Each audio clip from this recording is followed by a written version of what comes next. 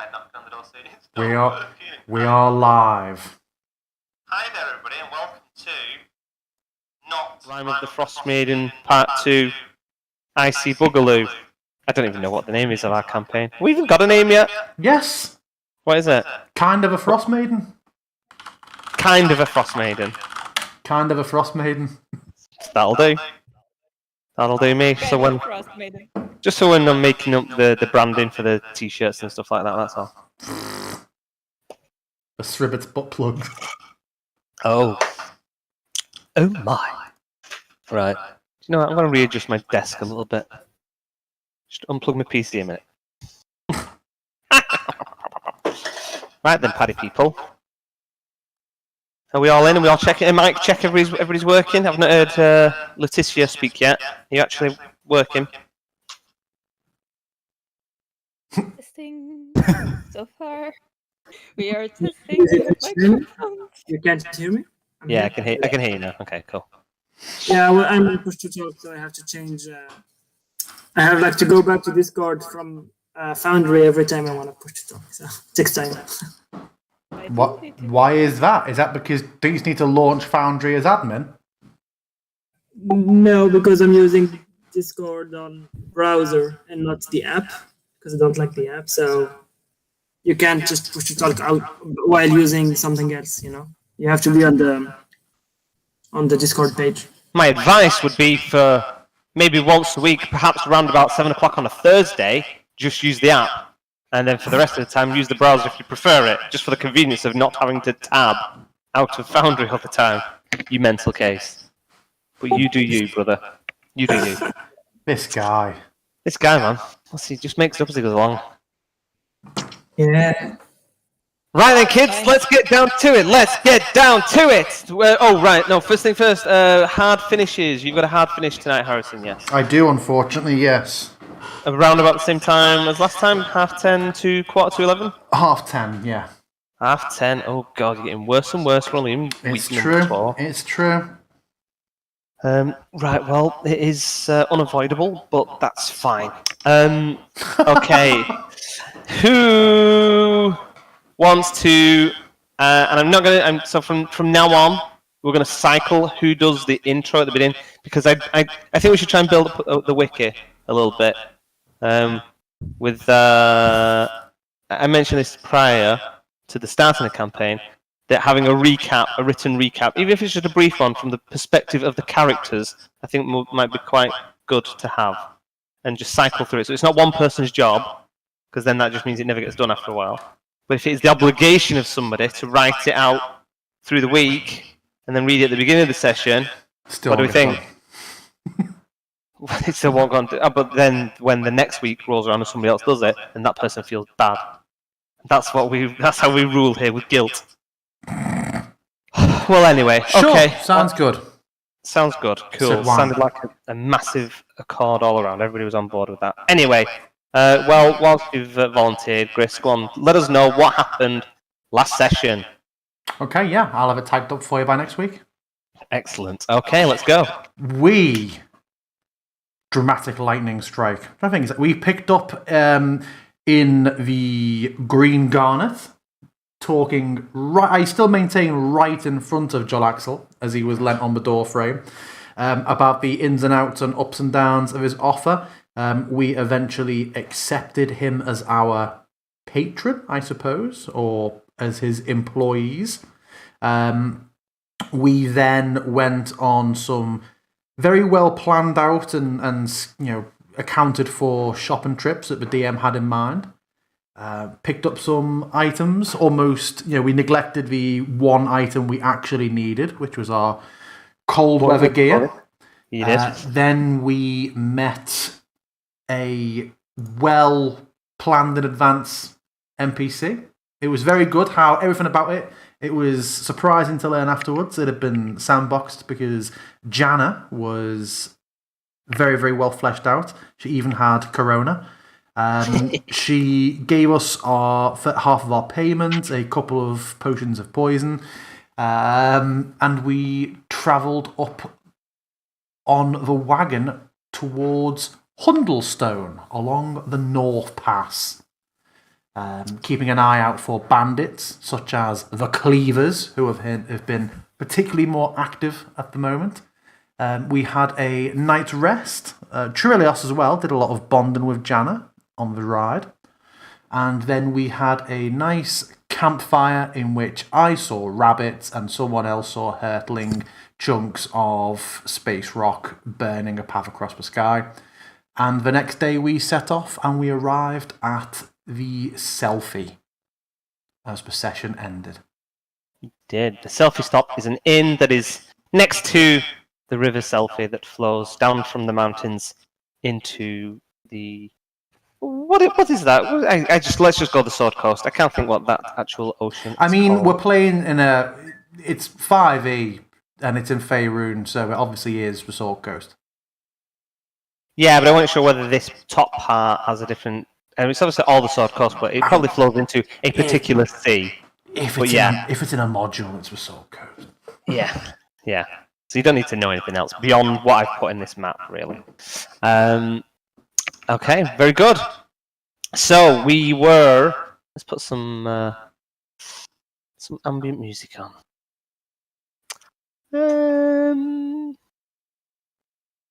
Let's go with... Oh yeah, that's a good one.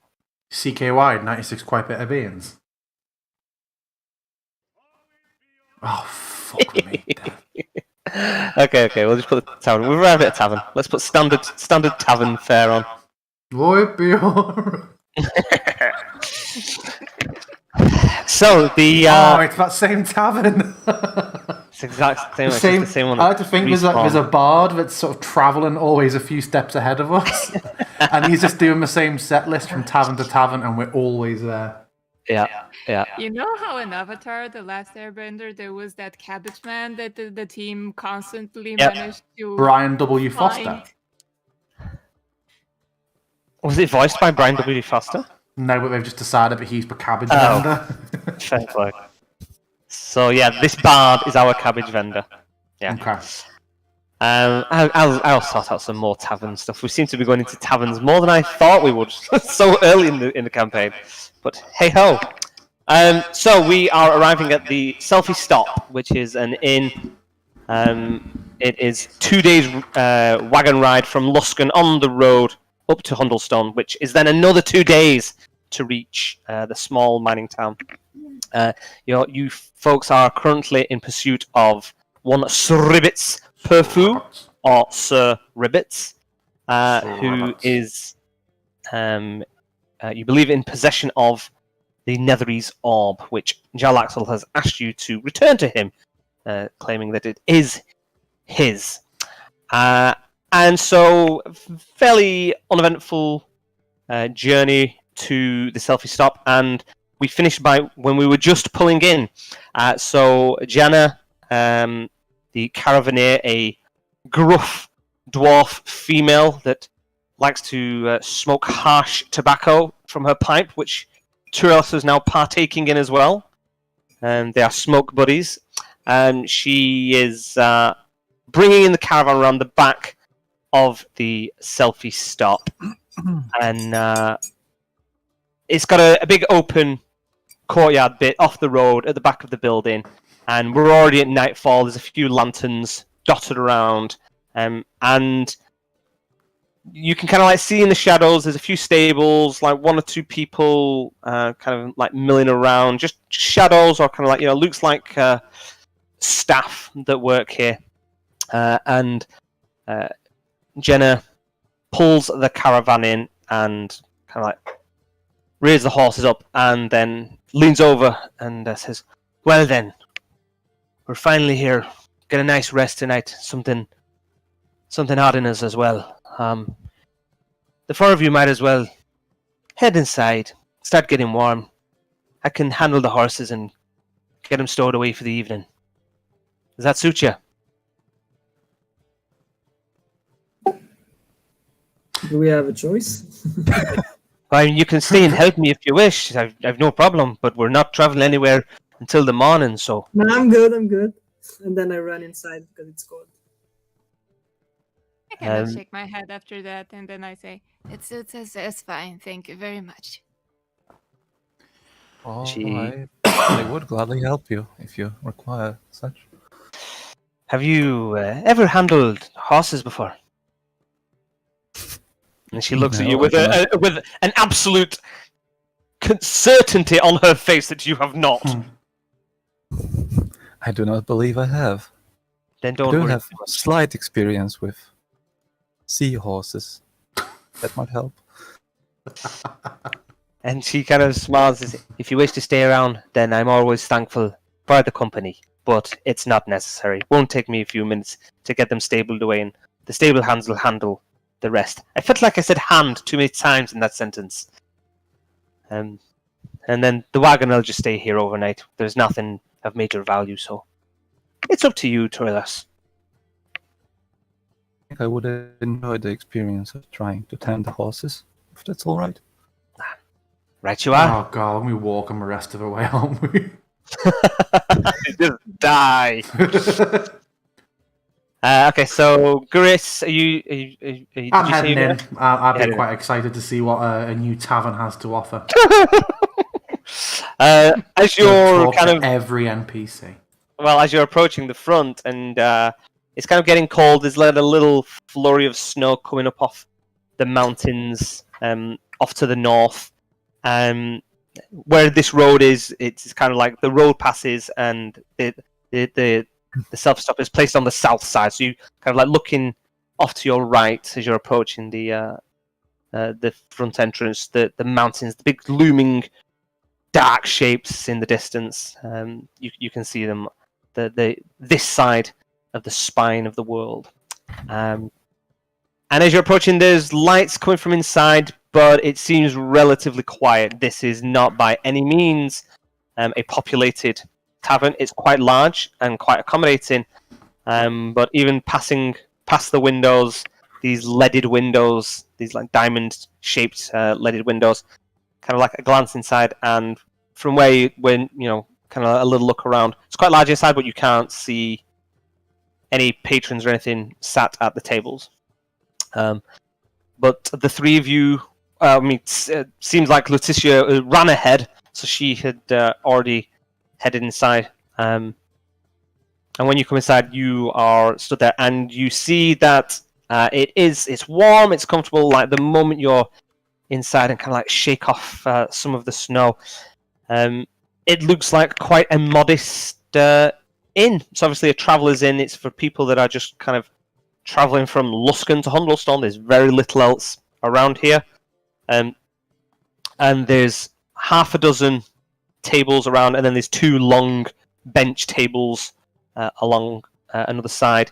And there's this little half-moon bar, but at the moment there's nobody there. And you see somebody at the top of the stairs on this like upper balcony bit, and there's a woman looking down, and she like gives you a wave from me. She looks like a rather tall. She's either a tall halfling or a very short woman. And she kind of gives you a nod. And she's got this kind of like big bundle of wild, curly black hair and a very welcoming smile. She's dressed very, very well. She, for the rough folk that you kind of see around on the roads and stuff, she's a tavern keep. And she's got this kind of like very dark blue velvet shirt, and the left arm is pinned up. You can see that she's missing her left arm, and she kind of gives you a wave with her other arm, and says, "Hello there. Please, how can I help you?" And she's kind of like making her way down the stairs, and she's kind of like a little bit rushed, a little bit excited to kind of come down. Your horse is being tended to outside. Everything okay? They are indeed, thank you. You are... I'm Gillespie. Hi there. And she kind of comes over and kind of like big smile and shakes your hand. And as she's kind of approaching, you can tell that it's more likely, just like with the rounded features, that this is a tall halfling. And she kind of like holds her hand out with a big smile. Big smile just kind of like spreads across her face. Ruby lipstick on, this kind of like these red cheeks. I will take her hand and shake it. Just the three of you have come in on your own. Not getting many people coming and past this way lately. And she's kind of like seeing it cautiously and smiling as she's kind of heading towards the bar. There are more outside, yes. Why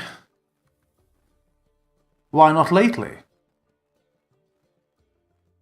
Not much trade coming from 10 towns, and everything that's going on with the roads at the moment, and what's happening with coming down from the mountains. And she kind of like thumbs a gesture to a little pinned up poster. It's kind of like nailed in on a timber next to the bar. A quest, he says, a quest. What does the poster say? Can I see it from here?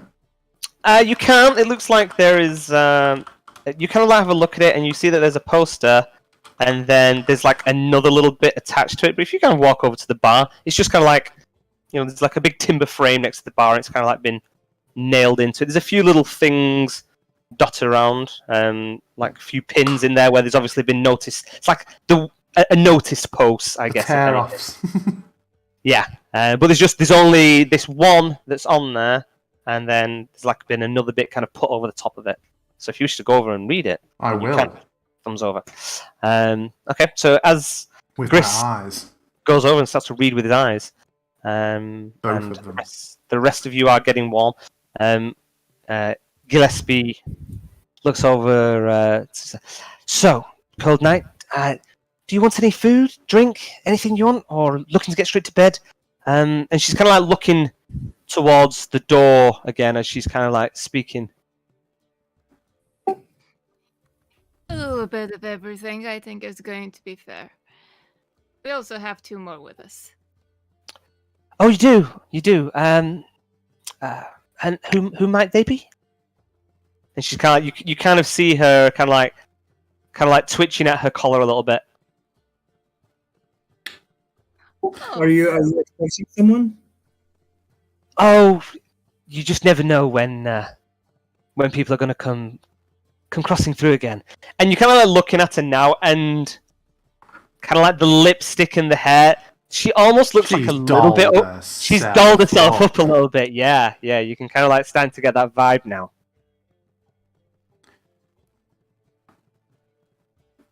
Yeah, I just whoever's coming through, it's always nice to meet new people. And she goes, anyway, food, drink. What can I get you?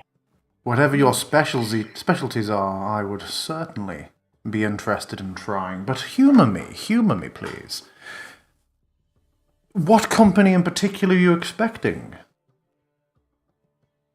With a slight knowing, suspecting smile. Just a friend that sometimes she sometimes passes through. She? Yes. Jana? And her face lights up. We buried her, not a day. Just pours out his drink for his fallen comrade. She kind of like smiles, and the red lips and the red cheeks kind of like her face just goes a little bit redder and a little bit more flush. She's like, "You came with Jana?" Indeed. You arrived on a wagon with Indeed, we did. And we'll give a bit of a knowing smile and just turn my attention back to the notice board. Okay. So the notice board, the bit on the back is it's a call to arms for any available travelers or adventurers looking to make coin, and there is a reward. Sorry, there's a reward for 1,000 gold pieces for the removal of a creature, and it doesn't know. There's no explanation of what the creature is. It says, but the one they can be found at the head of Selfie River, and it's kind of like just explaining like that this monstrosity has been sending forth its creatures to terrorize the roads from Luskan to Hundlestone. And this poster has been put up by decree of Lord Ramsay. And How's that spell?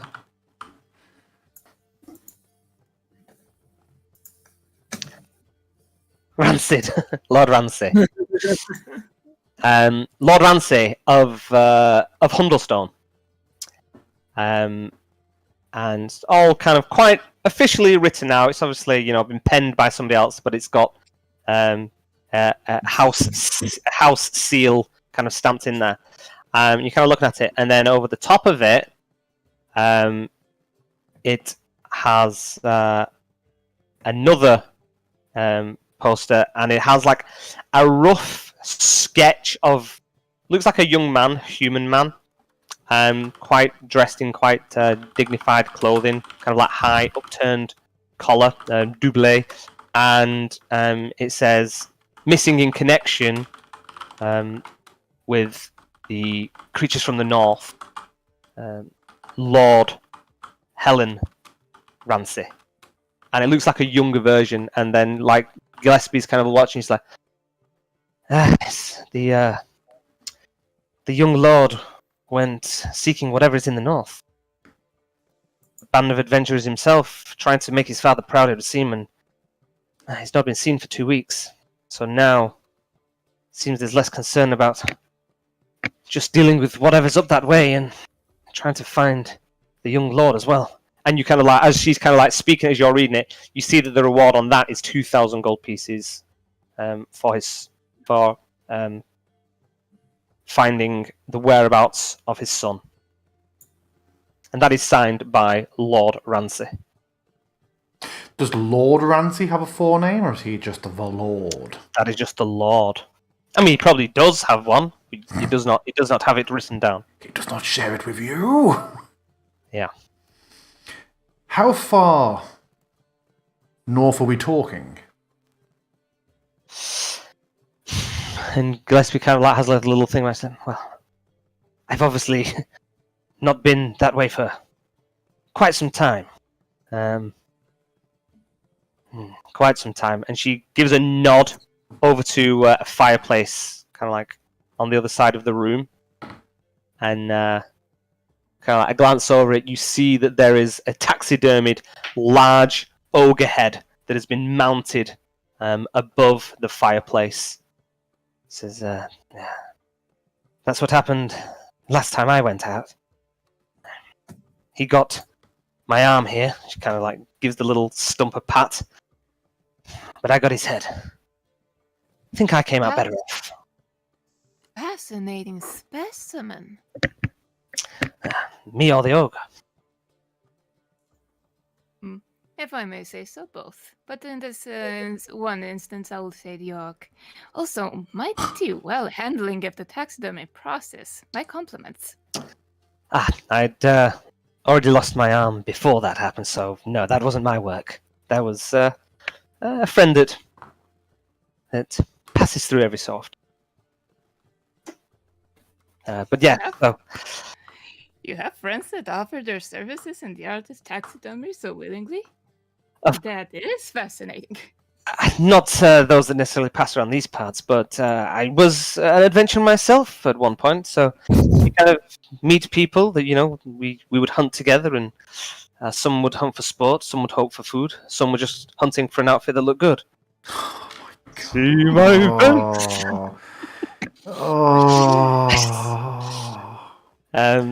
A wave of physical nausea. As you started it, I was like, no. He did it! He did it! So that was done by one of my older traveling companions who was with us at the time. And she's kind of like got some drinks out, and she's pulled a bottle of a brown bottle out, and she kind of like gestures. Well, she starts pouring some kind of like shot glasses out, and yeah, kind of like just spacing them out on the bar for anybody that wants them. I will take mine up and have a sniff, but I will not drink. Okay. Smells like brandy. Yeah, I'll take in the smell. Okay. And at some point, if there is a lull in conversation, I don't want to just jump on every innkeep we come across, I will ask her if she has any specials, and if she does, I will order them with our food. I'm very keen to not have the as this campaign goes on. Just give me more dishes, Hitchin. Dishes. Tell me dishes.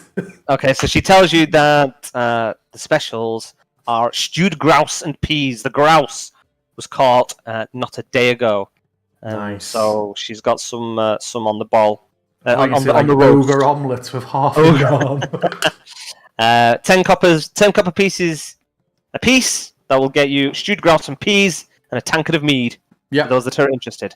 I will buy for all. Okay. Remove that from your personage. 5 silver, right, for all of us? 5 total? 50 coppers, 5 silver, isn't it? If you are presuming that you need to buy Janna's, then yes. That's good. Well, you see, Janna is outside sorting the horses. Janna's either playing it ultra cool and leaving her waiting for more, or Janna isn't feeling it.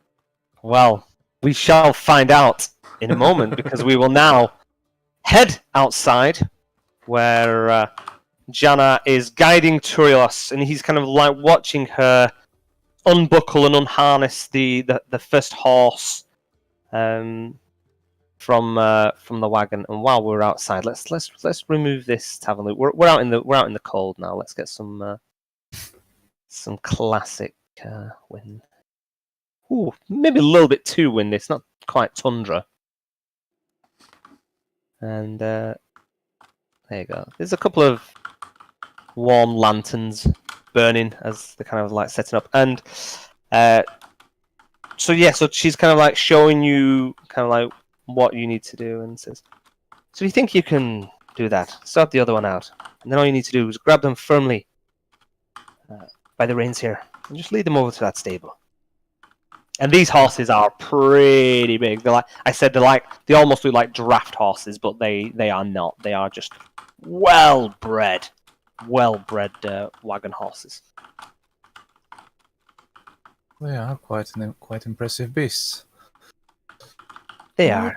They've got good temperaments, though, if you treat them right. It sounds well enough. I'll give it a go. And I will attempt to do as she says. Okay, so taking the buckles, no problem. Working your way through it, and then every so often they're kind of like, they're pulling a little bit. You know, they've been walking all day, they get a bit tired, and kind of just does a big shakes its head and kind of like startles you a little bit at first because you're so close. I mean, these things, like, you know, the heads are like way above you. It's kind of like leaning down every so often, kind of like nuzzling at you. Roll me an animal handling check. Let's go for DC 8. They're good call. that was fortunate that I did not do a standard DC 10.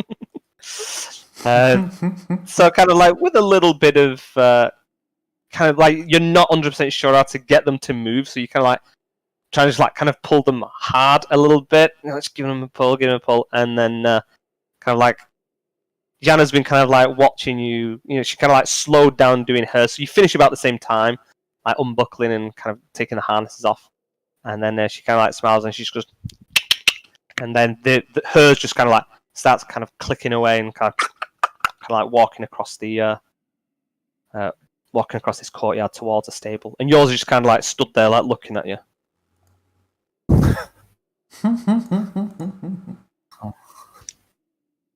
And then she kind of like looks back at her. Just give it a click, lad. Just give it a click. A click? Is that... And she says that. And then as she does it again, it kind of like, and like the one that you've got hold of kind of like perks its head a little bit, but it's kind of like looking at you with its knowing eyes. Huh. Well, I'll try to give it a swell. Give me a click. I want to hear your click, click, click.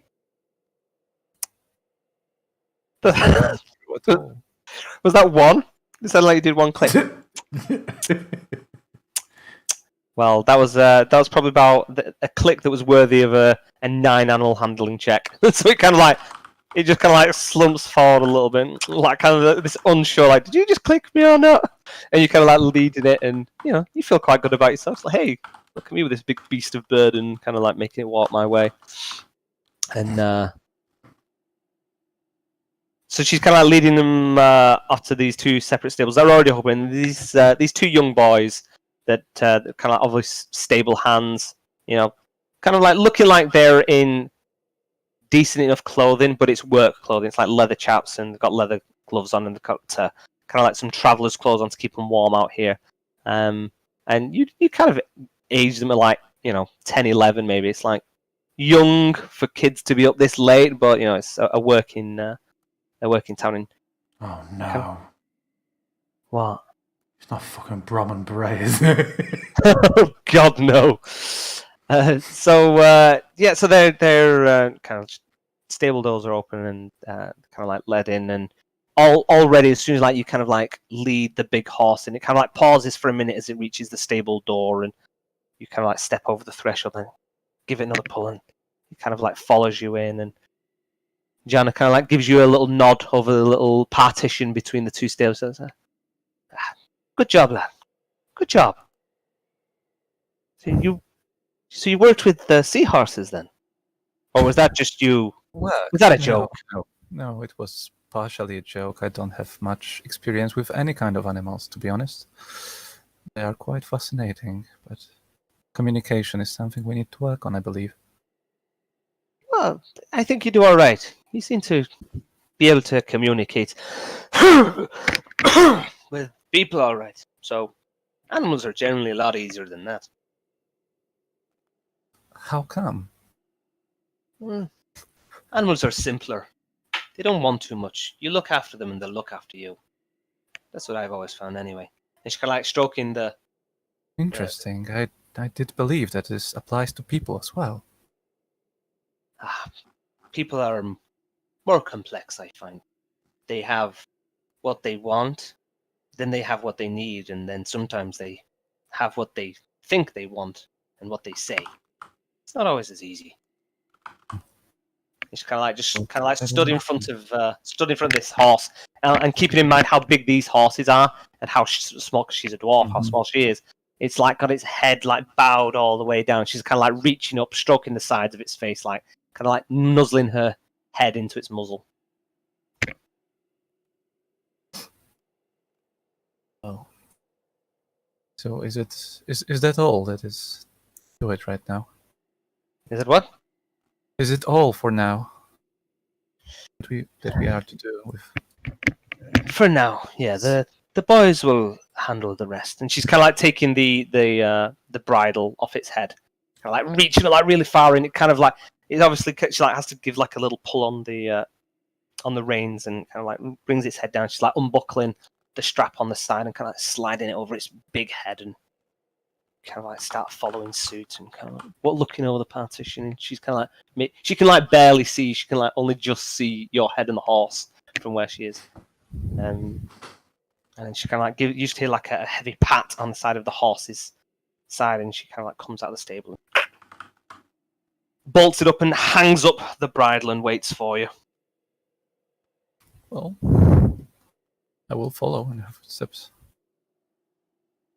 And she starts heading back towards the wagon and says, I think your folks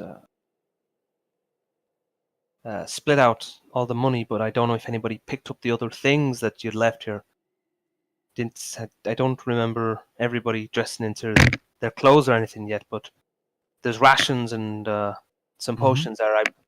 I don't think there's anyone here tonight. She kind of like gives a glance around, and it looks like every stable is empty, kind of thereabouts. And you see that there's 2 horses here, but for what can accommodate probably 15, maybe like 15 horses at any one time, there's just your 2 that she's come in, and then another 2 that are stable off to one side. She's like, And then she's like, don't recognize That black horse over there, though. Hmm. Must be somebody here. Bring in my clothes. So perhaps we should bring the clothes in, and at least some of the more valuable things. Don't know who's around, although it's a pretty secure place. That does sound sensible. In that case, I will help her gather our things and bring them in. Cool. And they're pretty heavy bundles. Like one of the boys is kind of like the both boys are kind of like going to tend to both horses, and then Jana kind of just whistles one of them over, and he's helping, like carrying some of the winter clothes. He's got like these big bundles that he's kind of like got kind of like piled on top of each other, and you're carrying the chest between you that's got all the rations in it and stuff like that. And this kid, like 10, 11, but he's quite well built for like a farmhand. He's like used to handling horses and stuff and all that kind of thing. And the three of you make your way back around to the front, and like I said, kind of like you see the glow of the tavern coming from inside, and you can kind of just catch a glimpse of your friends already, your traveling companions. Let's not presume already at the tavern, at the bar, and as you come in, and the music starts. Let's. There's a nice fire. There's a nice. There's a nice fire roaring at the other side, and then you kind of come in, and it looks like there's some food that's already starting to be brought through, and as you kind of come through, and Gillespie is kind of like bringing them through. She comes through this back swinging door that leads into the back room. She like comes in like bum first, kind of like open it, and as she kind of like turns around with she's like got one plate held in hand and then another balanced on her forearm, and she sees you in the doorway, and she sees the young boy, and she sees Gianna, and she kind of just doesn't know what to do with herself, and she just kind of like puts the plates on the floor and just goes running over to Gianna and kind of just jumps up and throws her arm around and kind of like buries her head into the other woman's neck, and they're just kind of like holding each other for a moment. And it would seem that Gianna. Sorry. I was just saying that I would casually just pick up where she left out the food and put it on the nearest surface. Cool. So there's already 2 that she'd brought out, so there's like 4 that are out at the moment. She hadn't brought. Did you end up paying for 5? You did because you weren't sure. Yeah. Now you look at and you presume that there's a good chance that Jana's gonna eat for free tonight. What about the trout and peas? We made the same joke. I know it was grouse, wasn't it? Grouse, not trout. Grouse. Sorry. Yes, grouse and peas. If it was trout, I was waiting for Trail to be like, no! Well, I do have on this menu here boiled river trout and turnip and a tankard of perry. I knew of it, Faith. And she's kind of like stood there, and Jana kind of like there's a slight. Gillespie is like slightly taller than Jana. She is like a tall halfling. And Tyrell, she kind of like stood there, used to just seeing this woman come running over, and Jana kind of like leans her head forward, and Gillespie kind of like puts her head on Jana's head, and Jana holds her hands up and kind of like puts them on Gillespie's face. She's kind of like holding her face like in this embrace, but kind of similar to how she was holding the horse's head, just kind of like that. It's just that kind of that. That's obviously her show of affection. She's just, that she's kind of like, obviously really attached to her horses, and obviously this person means a lot to them. And your people are over by the tavern, and Gillespie and Jana kind of like step off to one side, and they're kind of like just talking to themselves for a minute, like kind of like quiet hush whispers and like a little laugh every so often, but they're just kind of like chatting to themselves for a minute. So what do the 4 of you wish to do. Seeing Trillios lugging in all of that clothing, I would get up and just go to try and take what I can off him and help him with the carrying. Meanwhile, this lad is just stood here with all these bundles of winter clothing, just kind of like stood in front of you like that. Oh yeah, him then. Where do you want these, sir? Oh, thank you, sir. And he kind of like holds them up, and he's not kind of like buckling under the weight of them, but they're more hard to carry because there's like 3 bundles of winter clothing. But he's a strapping young lad. So, How old is he? About 10. About 10, 11. What is your name, boy? It's Arto, sir. A pleasure to meet you, Arto. You live here? Yes, sir. I've lived here for many years, sir. Does he look like a halfling as well? No. No, and you were outside, so you saw both boys. They didn't look like halflings, like from the shadows when you kind of like saw them move. They weren't like hiding in the shadows or anything. Luke's human, kind of got long hair, kind of like tied back into a loose plait. Okay. You live here, what, with your parents? Your parents are staff? Or you live here alone? No, sir. We live here, yes. It's me and my brother. We work for Gillespie. Very good, very good. It's good work, sir. Yeah, we get to, see a lot of people and hear stories and handle the horses. Love the horses. Stories? What is the best story you've heard recently, Arto? Oh, well, best story I've heard recently. Well, that would have to be, and you just hear it, and he kind of like turns and like looks over it, and Jana has given not her normal cough, but a very deliberate. It's like, sorry, maybe later. I've got horses to sort out, but story later. Maybe trade you a story for one of mine, eh? Sounds good. And if that's all, and he kind of like, it is. Thank you. I'll hand them a silver. oh, lovely. And he, thank you, sir. Very much appreciated. That's for a story. With a smile. I'll think of my best one, sir. And he kind of tips his head and kind of like darts back out into the cold, kind of like braces himself at the doorway, and then goes back out. I will look to Jana. Was that a poorly timed cough of luck to the horses, or was that a don't tell him that story cough? I would say no. I mean, what's your? I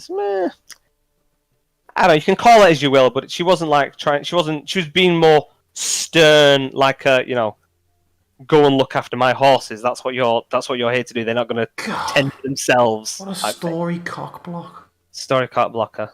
Yeah. Yeah, you've invested 1 silver to get that story. Oh yeah. I'm gonna use my quill and pad to write Jana's name on the list. Excellent. How's the grouse? You tell me. Bet it's a bit dry. Bit dry. There you go. She wasn't busy. She wasn't paying full attention to it. She was busy glamming herself up. Yeah. The grouse isn't moist, but let's be it. Streamers. Let's see. Just setting the tone for the campaign. So it is the 4 of you. You've got a plate of food there for those that want to eat it. There is a tankard of mead. There were 5 shots. No, there were 6 shots of brandy placed out, but Gillespie has already drank one of them. And looking around, it would seem like the tavern is yours in this late hour. So, is there anyone performing music, or is that just for us? That's just your ambience, as opposed to just have fire burning in the back. Is anybody by the fire? There's nobody down here at all. Claiming it. I am claiming that spot as my own. I am going to defrost my legs. If anybody wants to join me, they are welcome. Yeah, and I'm going by the fire. I will go to. So by the Now fire, yeah, and I will take my instrument and start just playing some notes, but very quietly, not a full music, just like toying with it. yeah. The by the fire, it is the one of the long benches. So you've got like just the long table with a kind of like long row of seating on either side, which will accommodate like 6 people, no problem. And kind of if you're all collectively taking a seat over there and bringing your food and drink, Gillespie and Jana are kind of like just staying over the other side. They're kind of like chatting and catching. They're very tactile with each other and kind of like holding hands. It's all like face touching and just obviously very, very pleased to see each other. Yeah, I will give him some privacy and go over to the fire as well. I do give you a welcome as you approach. Welcome, our fine cuisine critic. Move over a bit. Kind of grumble as I do so.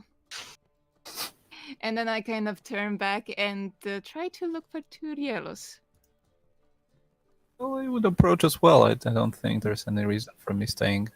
He's just they're making out at the bar, and he's just like a foot away, just staring at them. Excuse me, I'm trying to eat here. Tell me more about the horses. I'm a little busy. I don't think they see you, lad. I just tell him. Speaking of horses, how did you find handling the large beasts? Oh. He's known me a while now. What?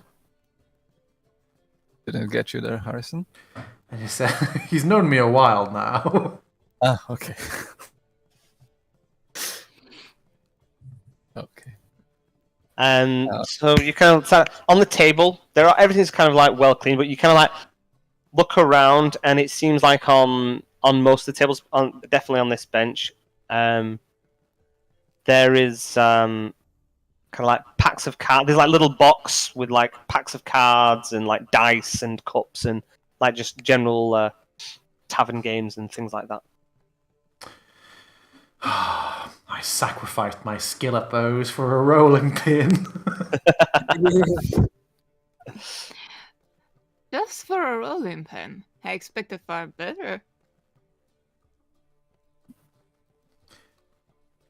I will lean over and take up the closest deck of cards and have a look to see what card game they are.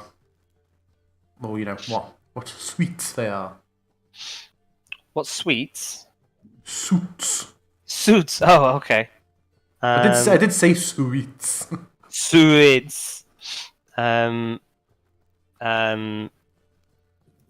don't know what. I mean, it's a deck of cards where it's multiple different games that could be played if you wish to. But I think you are. I don't know. Is Tails a card game or is it a dice game? Talis, I think is a card Talis, game. sorry, not Tail. So we'll say that it's a deck of Talis cards. Okay. Anyone for Snap? For what? Haven't done any in years, but and me. No. Obviously, I don't know how it's played, but I will assume that people would have a passing knowledge, and I will attempt to deal, I guess. Oh. At the moment when you're hoping that your character knows more than you do. Well, I suppose if it's an in-universe card game, I imagine, like, I would not consider myself proficient at blackjack, but also at poker, but I could, play it. There's no coin at stake here. Yeah. Okay. Well, we'll do open blackjack, and we'll say that Talis is like that then. So if you're all playing, are you all playing together? I'd happily observe. Okay. Well, he's going to take in the rules. I don't know the rules, but I want to play. So Okay, well, Gris knows. Oh God. Yeah. Yeah, but I don't know. I don't know No, I'm going to blackjack. tell you. I'm going to tell you. I'm going to tell you. you. Talus is very similar to blackjack. How we're going to do it is you're going to all, in order, roll 3 dice. You all roll. So blackjack, obviously, you've got to get the closest to 21 without going over. You all roll a d10, then you all roll a d8, and then you all roll a d6. And it's up to you whether you kind of stick or twist. So you're all going to roll your first round. We're not going to do any hidden stuff where we're trying to gamble because that would be a bit hard to do in VTT. So that's basically how you do it. So everybody can roll a d10. Good start, Letitia.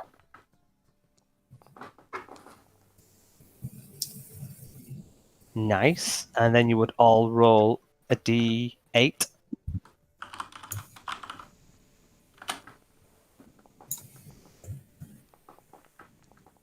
You're all doing your own scores here because I am not keeping track of this now. Have you all rolled that? Who are we waiting on? Oh, Island's done. Okay, Island didn't have to do that. And then you all roll a d6. As easy as that.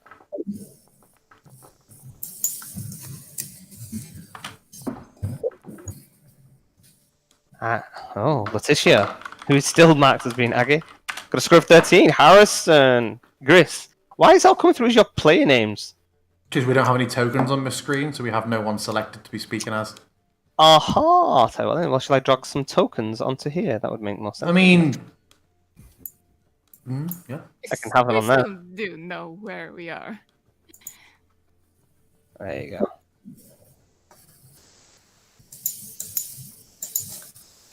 There you go. So as you're all kind of like dealing around, and Gris is showing you all how to play. Unsurprisingly, he wins the first round. So that's kind of like your gold. That's kind of easy Talus, and then you can kind of play it a little bit harder by having 2 d10s and a d8 instead, so it's easier to bust and go over. So it's up to you guys how you want to do it. If you want to carry on playing, if you want to try and raise the stakes and raise between rounds, then that is I will pull out a single gold coin, Ooh. looking to my companions, and place it on the table in front of us. I follow. I give Letitia a smile and a nod. Will anybody else be joining us? Eileen. Might as well.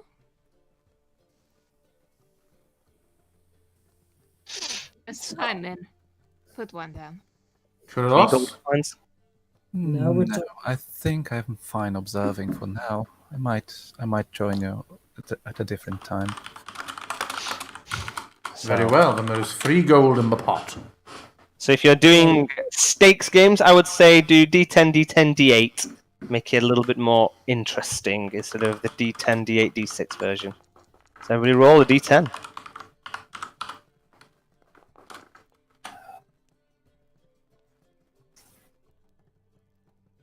I'll say you can raise maybe on the second roll. What do you think? Say it again. D10, D10, and D8. So don't do the D8 yet. So do the 2 D10s, and then you can all decide whether you want to kind of raise it.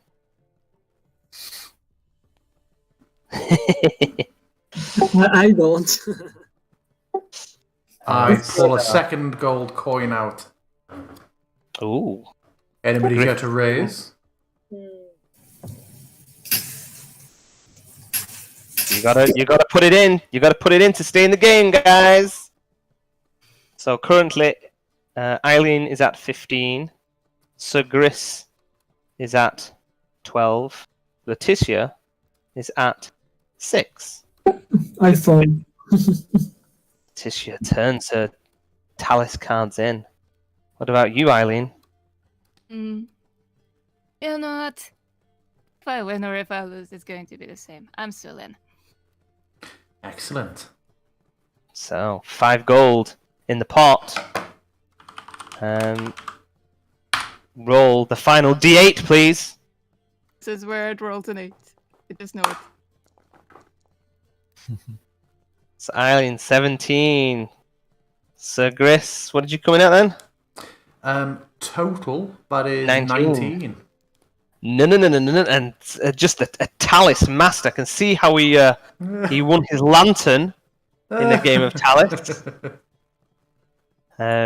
And so the final cards get turned out, and they're like they're like little circular cards. These cards, they're like almost like beer mats.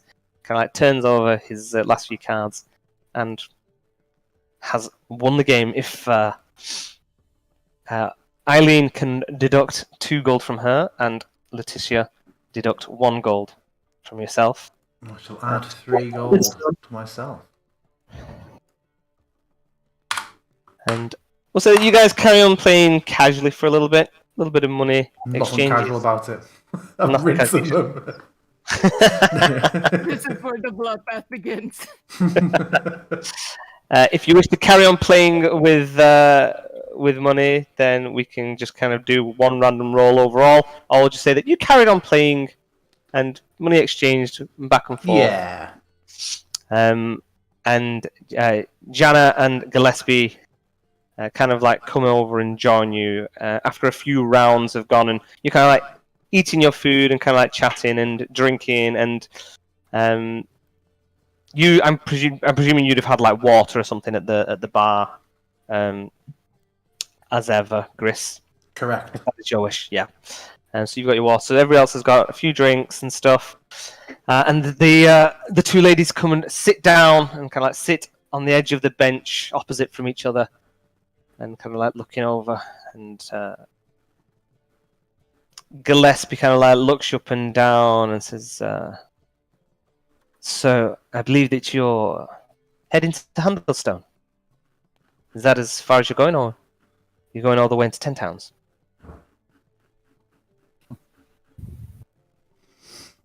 This I kind of shrug, and then I reply with, "It will depend on how we're going to find Handlestone." Fair. I mean, it's not much of a town. There's not that much there, but the people are nice enough. At this, I just kind of let out a bit of a chuckle, almost like I know. Oh yeah, I forgot. I look to my companions, I imagine either side on the bench, and point a finger over to the notice board. What do we think of this? 2 separate endeavours in one location, perhaps linked, and perhaps nearby. And Gillespie kind of like half turns her head, and then kind of like looks back, and Jana has got her eyebrows raised, and she's like, "Yeah. I'd say that they're definitely linked. The young lord, when looking for whatever it is up there, I can remember the day he came this way. Yeah, he ate well in the morning, and then they went off and never seen again, unfortunately. Enough rations to survive up there, and some skilled hunters, no doubt. I think they could live off the land, so there's still hope, but it's been longer than people are comfortable with."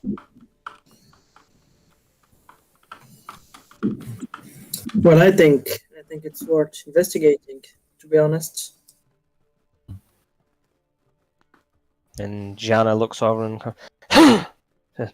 well, to be sure, you'd definitely have a good welcome in Hundlestone if you found the young lord, and most of the north would be shaking your hand as well if you managed to deal with whatever creatures it is up there that are bringing this winter with them.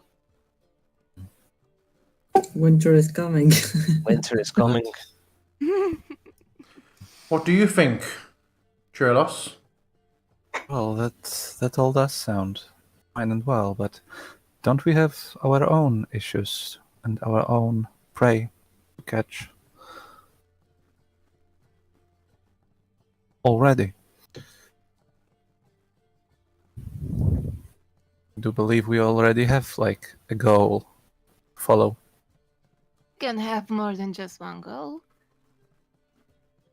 Yes, but wouldn't that be a distraction and possible setback? Possible. But it also can be just another way of us to learn more about our current predicament. After all, people do talk in these parts. And Janice kind of like attention divided between looking at Gillespie and kind of looking to the group. And I mean, it's none of my business. And you fine folks have done well by me so far, and you know, far from my place to tell you, you know, what to do and what kind of rush you're in. I know the man that you're working for at the moment, but by the sounds of it, you were asking me if I'd seen someone, and the person that I believe you're trying to find, and I hadn't, and I've spoke to Gillespie, and she said that nobody's come through that fits your description, at least not this way. So, if they have come up this way and they have head to Hundlestone, and well, by the sounds of it, they're already pretty far ahead. I think you will be on their case and tracking them for a while. So I can appreciate that you might want to make some of that time up. But I think heading up the river, by my mind, is a little bit harder now because of the weather, but I think you could get there to where it starts in about a day. A day there and back. Surely wouldn't take that much off your search. And she's kind of like saying it, you know. You know, there's. I'm fine staying here for another night if you folks are interested. And you can see that it's quite self-serving, her suggestion. Mm-hmm. Mm-hmm. And what do you think, Gillespie? Do you think you could tolerate having Jana here for an extra night? And she blushes, and it's quite fun. You kind of like look at her, and she's kind of like made herself to be quite feminine, but there's something quite not rough. It seems like her and they're kind of like cut from the same kind of cloth. You know, if she was an adventurer, she's got this kind of like roughness about her. She's not particularly feminine, but she's kind of like made the effort and she's put some lipstick on. You can tell that she's tried to make herself a bit more feminine. She doesn't look like the kind of person that would blush easily, and you make her blush a little bit more. Of course. And she says, I would be lying if I didn't say that having Jana's company for more than a passing fleeting moment would indeed be most welcome. But what we want should not dictate to what it is that you're after. I just give my knee. In fact, no, I don't, because I heard Traidos spoke at the same time as me. Go on, sorry, Traidos. Well, my only concern is that our current patron or employer would not appreciate of any tardiness that we might show. But if you feel that this is not that big of an issue right now, and this endeavor might bring us some results and help in regards to our current set of objectives, I do believe it is. I do not have anything against myself.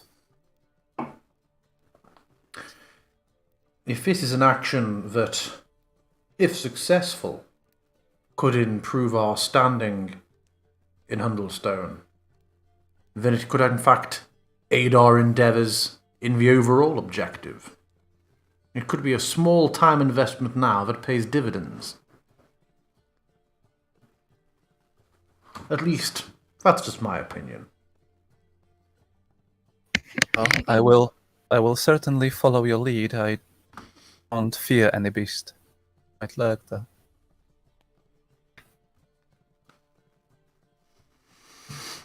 What of you, Lutetia?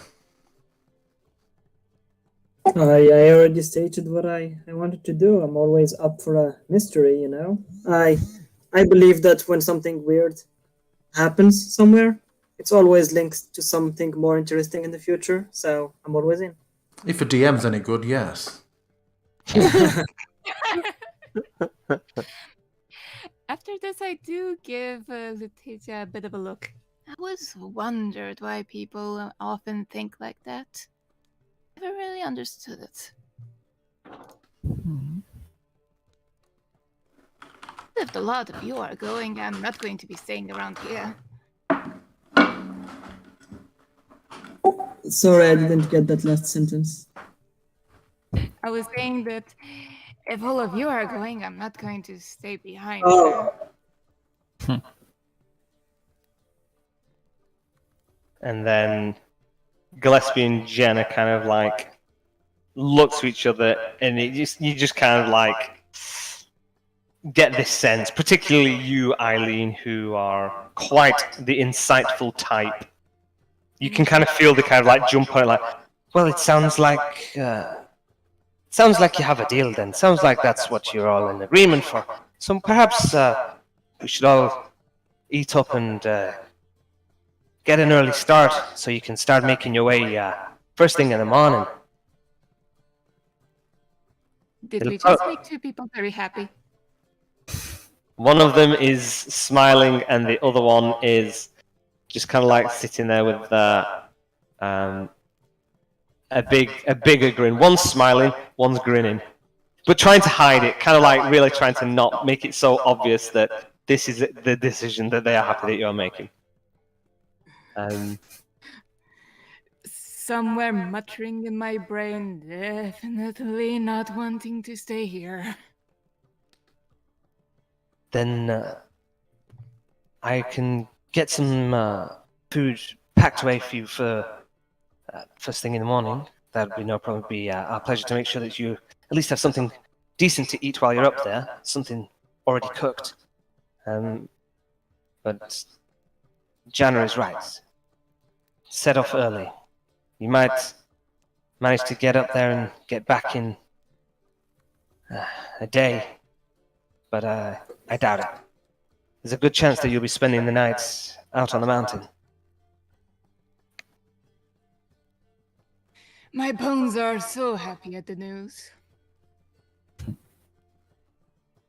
I'm sure. You can all tell by now that I'm joking. Super growl. Good. Well, that's settled then. I'll make sure that you have a warm breakfast for when you wake up. I'll be here to see you off, and have some things prepared for you. We can put together something of a map, I suppose, to lead you up into the hills. But mostly, I believe it will be just following the river trail. At least that's the direction the young lord said that they were going to go.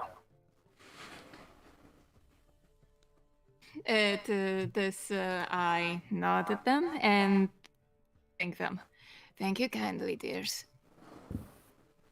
Cool. And they look at each other, bit of a smile, job well done. And they brought a plate over, and the fifth plate of food that Gris had ordered for Jana. They're both kind of like, it's in between them. They're both kind of like picking off it, like kind of like pulling off a little bit of grouse meat, and kind of like watching each other and kind of like eating and kind of like smiling at each other over it. And you kind of see like they share the tankard of mead. You know, they're both kind of like drinking from it and stuff and spreading Corona.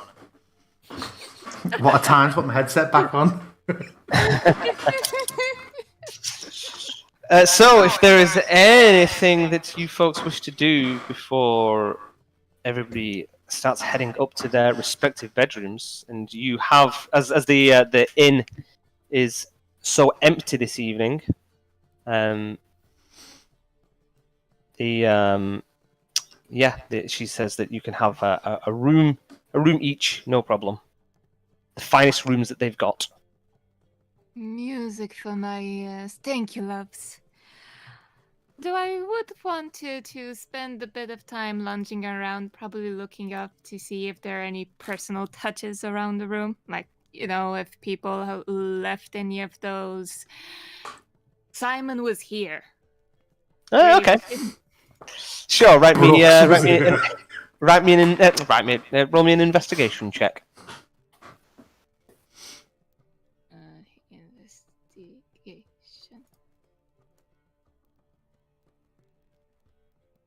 Just stains all over the bed sheets. It's awful. Yeah, Jackson Pollock painting it. So you're kind of like having a little kind of like curious look around, kind of like lifting and admiring. It looks quite good, and you kind of like have a little look down, kind of like at the base of the bed where there's where the legs are. You kind of like see a little thing, and you kind of pick up, and you see one seemingly silver earring, very nondescript, just like a little silver teardrop, and you can't find the other one. Probably worth about 2 silver pieces. Oh. But Not other than bad that, to it seems get like. Sorry, I was just saying somebody has been a bit overlooking the cleaning. I mean, other than this single small earring, it looks like it's been turned down quite well. So there's no signs of, necessarily anybody's been here or left anything here. But you find a little trinket, the cursed earring of Yadaloo. I suppose it is rather pretty. Kind of muttered to myself. And I'm kind of debating with myself if I should let our hosts know that somebody's forgotten an earring or still mulling it over. Is it a pretty one? Pardon?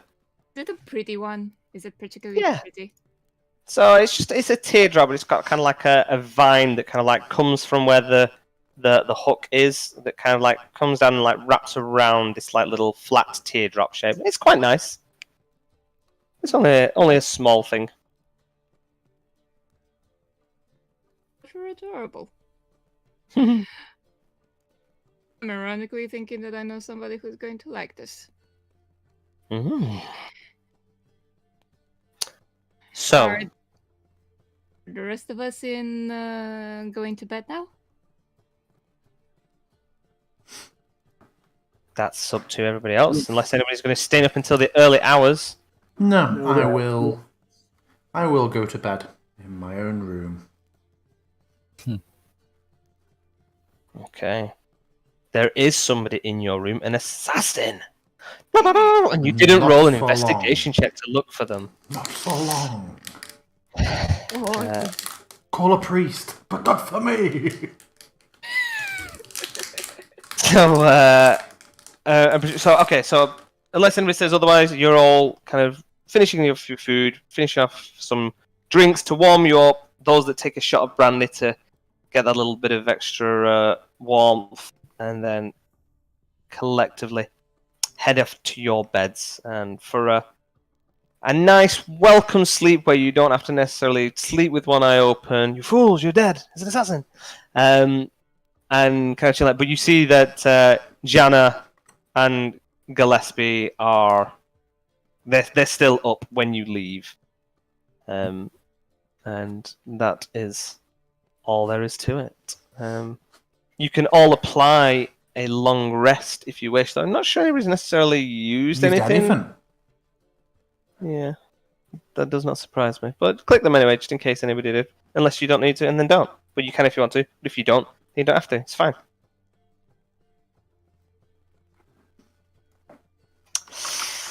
Okay. Morning rolls around, and there are there are knocks at the door, kind of like waking you up, and you hear Gillespie's voice saying, just to let you know that we're not far from sunlight now. If you wish to start getting ready, I'd recommend it.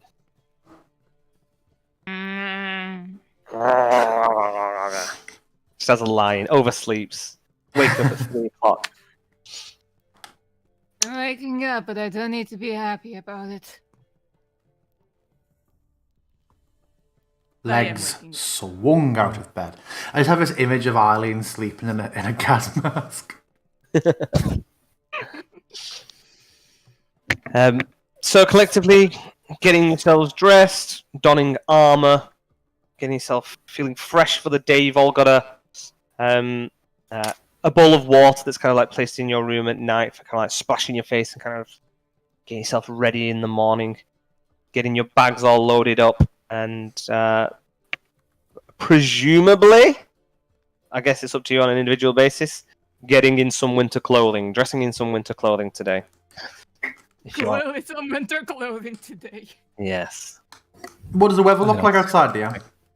As you open the window, and yours is a look onto the mountain. Still just seems to be that little bluster of snow. Nothing too major, nothing too big, but, you know, kind of looking over at trying to look at the mountains, it's kind of like a white, misty silhouette. It looks like it could be a little bit worse if you went up all the way into the mountains, but from what they were saying, that it sounds like it's more you'd be heading up into the hills, perhaps. Yeah, we're only heading a day, you know. I think I will not don it yet. Not donning winter clothing. Yeah. Okay, that's fine. That just looks fresh. Nice and fresh. I mean, yeah, for anybody normal, it would be cold. But for your warm-bloodedness, Torelos, not too much hassle for your good self. Okay, that's fine. So yeah, it's not like extreme cold, so definitely don't need to worry about it for now.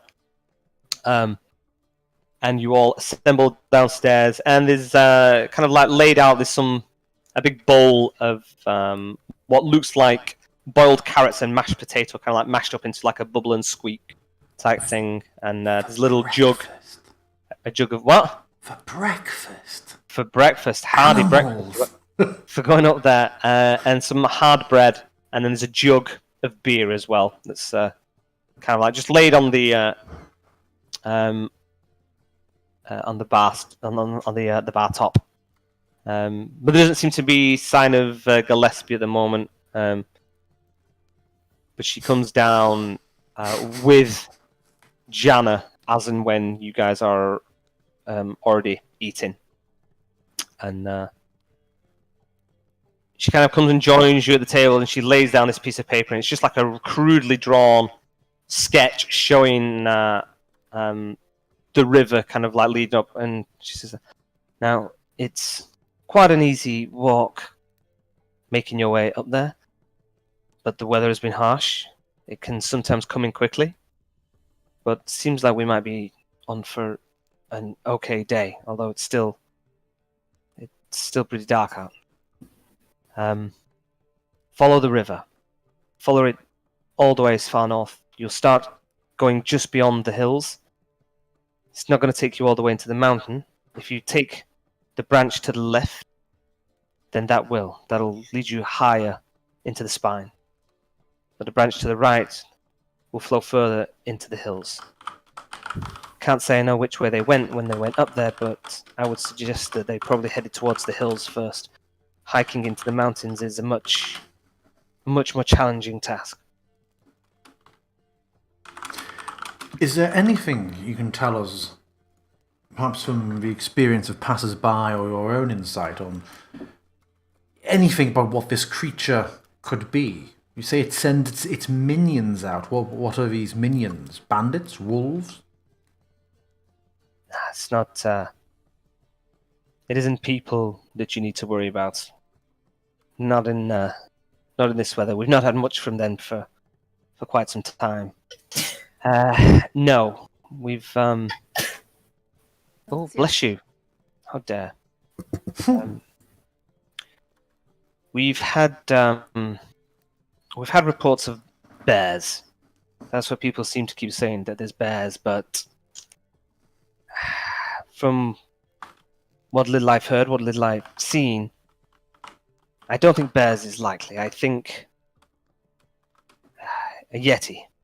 That would be my guess. And they've been known to be up in the mountains, never come this far down, but I don't know, something's drawing them there. Who or what, that I don't know. Yetis on their own, they generally wouldn't make attacks how they have. They wouldn't come this far down to the road. And she kind of pauses for a second. Go on. Somebody has also said they believe they saw a dragon. Well, And she kind of like holds her hand up and kind of shakes her head and says, "There's just no chance. Not on this side of the spine. You kind of hear about it more to the north, but not over this way. Never, never has anyone seen a dragon." Well, you- that woke me up. You asked me what I've heard. That's what I've heard, but people say a lot of things. In the snow, for many, a large bird from far away could look like a dragon. And people like to spin a tail, especially when they come here. indeed. The person you heard that rumour from, did you know them to be reputable?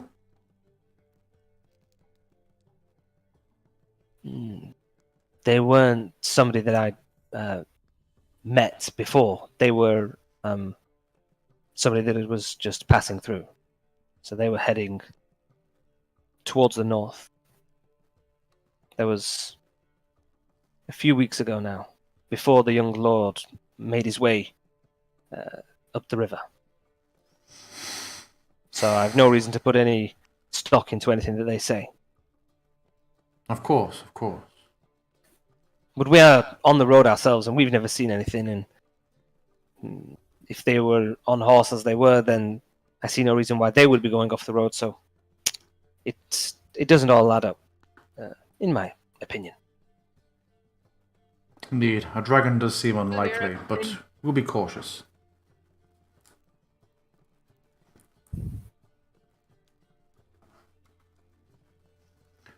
Anything else I can help you with?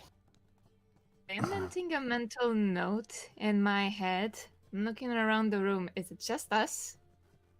Plus Jenna and Gillespie? Yes, that's it. That's it at the moment. Oh, sorry, no. The young one of the young boys is up. He's kind of like seems to be potting around in the kitchen. You kind of like see him coming in and out, and he's kind of like cleaning some things up. But that's it. There's no other patrons that are up this early. Did I get my goddamn story? Not yet. You didn't. You did not. Kick that I know. kitchen door in. Give me my silver or a story. You're welcome. Yeah, I'll tell you the tale of the guy I mugged off. And you see the lad's kind of like floating around and stuff, and you kind of like see him over there, and he kind of like nods over to you. Literally Huh? floating? What?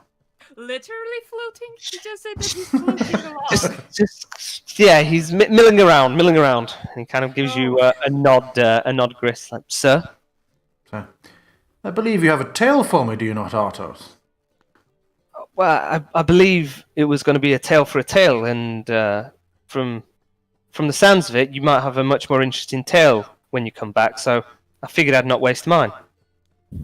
He gives you a smile. Very shrewd. He Very gives you a well, nod. very well.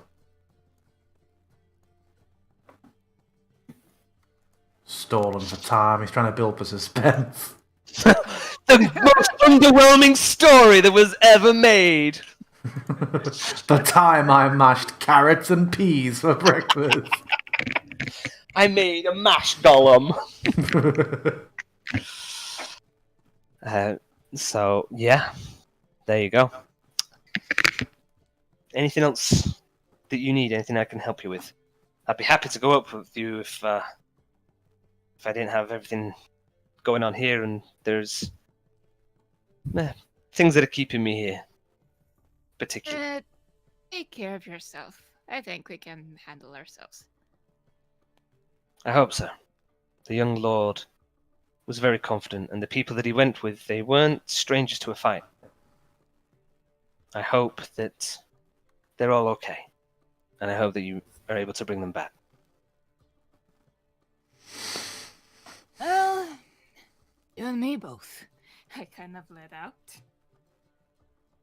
As I look towards the ice and the snow and the mountains, and then I just look back to my companions and I say, I hate you all. What an interesting way to start an adventure, declaring your hatred for the group as they murder you in your sleep. Okay. You know, this is how I show my affections. So, fine people, Indeed. are you all ready to make way? Ready So to ready. freeze to death, yes. Ready, ready. So ready, Eddie. Ready, spaghetti. Okay. Oh, someone was Did we- not ready. Somebody was 100% not ready. We've lost Eileen. That's what you get for hating us. Yeah. Get what you goddamn deserve. Did you get a little too excited there, Eileen? No, my Discord was buffering. Sorry. But I think it's alright now. So we just need you to roll your initiative for the combat. Already? Already? What did Yeah, you you find? You talked What shit. did I miss? You talked shit. Yeah, you talk shit about saying you hated them, so now they're going to murder you and put you over the fireplace. They're going to cut your head off and And you put didn't next to the think ogre. heard that you were talking shit, and you didn't think that Gris would hear it. Talk shit, get lanterned. What? Get lit. Get lit. Oh, damn. Fuck that up. I mean, there was no doubt in my mind that a lot of you are going to kill me. I just didn't expect it to be so soon. So directly. So. You collectively finish off your mashed potato and carrot squeak. Nice warm meal. You have a little bit of hard bread put to one side. Oh, by the way, everybody, for those that didn't know, I have tweaked the items that were in your collective inventories and added icons and details that were missing from any items that I had given you. I did that during the week. So, oh, Gris is casting doubt. Oh, you even added little icons. Nice. I don't. Where is the deep lore to Evermore's flower? I told you could have the deep lore, but you would have to write it. Okay, cool, excellent. Oh no, the Evermore's flower. Oh, sorry. Oh, the Evermore's flower. It is in the recipe actually. The description of the flower. You have linked me to a website for the contents for Dilby's trout recipe. For your 101 ways to cook knucklehead trout, it just links to 100 fish recipes. Go nuts. But yeah, the Evermore's flower one. I mean, not button first. I see. I've got a recipe for the acorn bread. Yeah, so link in there and it tells you about the Evermore's flower, what it I was. see. I just did not update that individual item. Nice. Hey, So you where got have all that? the features of my lantern gone? It's now just a lantern. I've added the spells into Sribitz's spell book. I think the rest of you were just icons. I think that's what most of you were missing, but I think you. We should be able to add our own icons, by the way. So that's just people not. Yeah, that's I know still you being- added items and stuff. Yeah, I figured people just. Well, I don't know because I couldn't add them to my items in your game the other day, That's true. so maybe not. Right then, party people.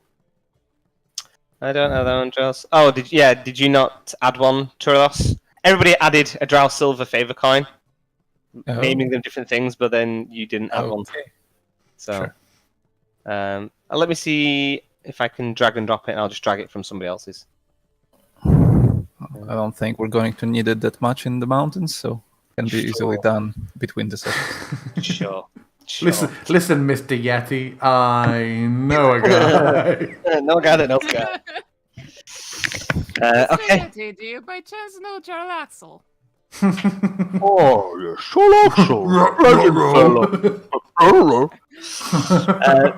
So you are well fed. You are well fed and well rested, and you are now outside, where there is no longer any tavern music. I thought you say any wagon or horses. There is but the cold winds ahead of you. Let's hear it. Let's hear it. Can you hear it? Is it coming through? It's all coming back to me now. It's going to get even louder as you head out into the open area.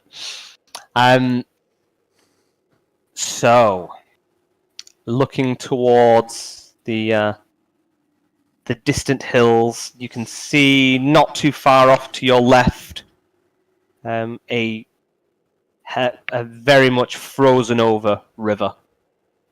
Kind of like where the inn is situated. It's kind of like another 40 feet or something till there's a bridge that goes over the river. It's kind of like all ice-covered bridge. But you can see like where the banks go quite low. You can see that it's just ice all the way up, following this kind of like silvery blue trail that leads across this kind of like quite open flatland towards the hills, and then beyond that, mountains. Dragon, then. I've heard about such a beast living in the sea of moving ice, but can't say that I've ever seen one for myself. I really hoped to live a life in which I'd never see one. Really?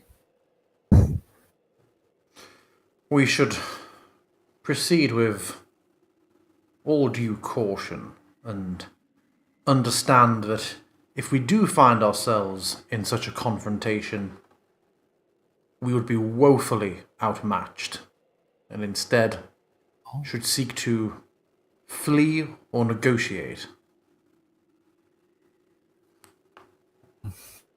But we should also proceed with expediency, I believe. It's going to be a hard balance to catch.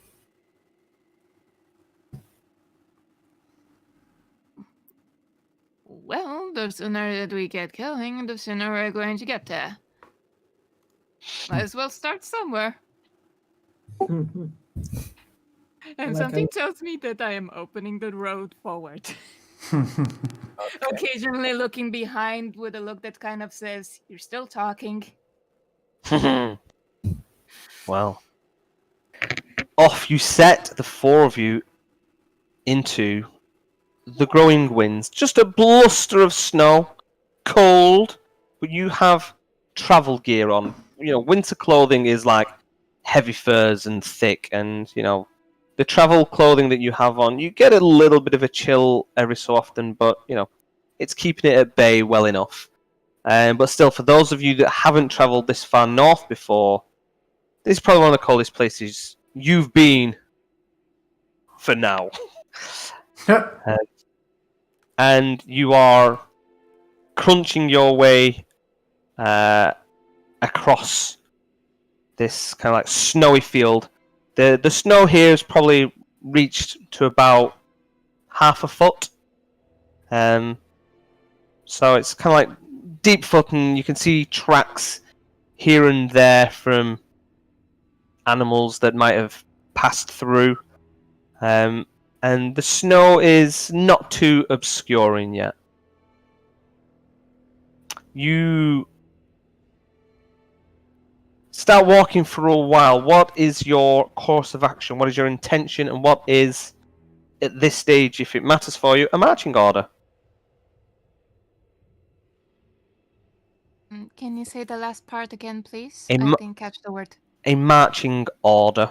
And we'll just presume this is kind of like where you're going to go into if and when we approach any areas. You know, if you're all kind of like just walking in a line as a group, then I guess that is also fine if you're all just kind of like chatting to each other. But if there's anybody that's heading at the front and anybody that's heading at the back, then let me know. If there is anyone who is identifying themselves or presenting themselves as being our wayfinder, then I will put myself second, so I'm kind of in the middle of the group, keeping an eye out all around. If no one is leading the way, then begrudgingly, Gris will. I think I already put my foot in my mouth, and when I said that I'm going to go first, Okay, so you're Excellent. going to be might as well commit. cool. I'll You be can be behind her then. our active survivalist for now, I guess. So, what is your intention? Are you following on the river at the side of it? Are you sticking nearby? How are you traveling in towards these there hills? I think my course of action, and the others are free to have their own piece, by the by, would be to stick close to the river. I'm searching around to see if the ground underneath us seems to be stable, cracks, anything that might suggest holes that are getting covered up with snow. I think I know to look for them. Yeah, Not this exactly by the river, like enough for me to see it. yeah this far down. It's grassland. Once these snows thaw, which they would have normally started to do by now, it would just be grassland around here, all the way up to the hills. So there's no like crevasses or anything like that. But if there's any, kind of like little drops or anything, you would see them easy enough. The snow's not going to gather enough that that you fall into a pit of 20 feet covered in snow. So you can kind of like navigate it quite easily, watching your footing, sticking close to the river, and you can just see it's just thick ice, and confidently you could walk across it if you wish. So there'd be no worry with that. And obviously that's kind of like got a bit of a coating of snow over it as well. But roll me a survival check for now.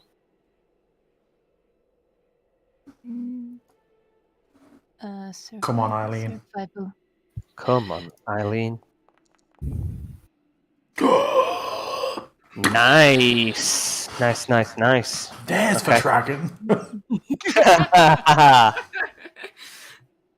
So you are making quite easy, steady pace up here. You're not having to drift too far from the river. Every so often, it kind of like winds slightly, or there's a little bit of an outcrop where it just makes more sense to walk around it than try and climb over it. It's not that difficult terrain.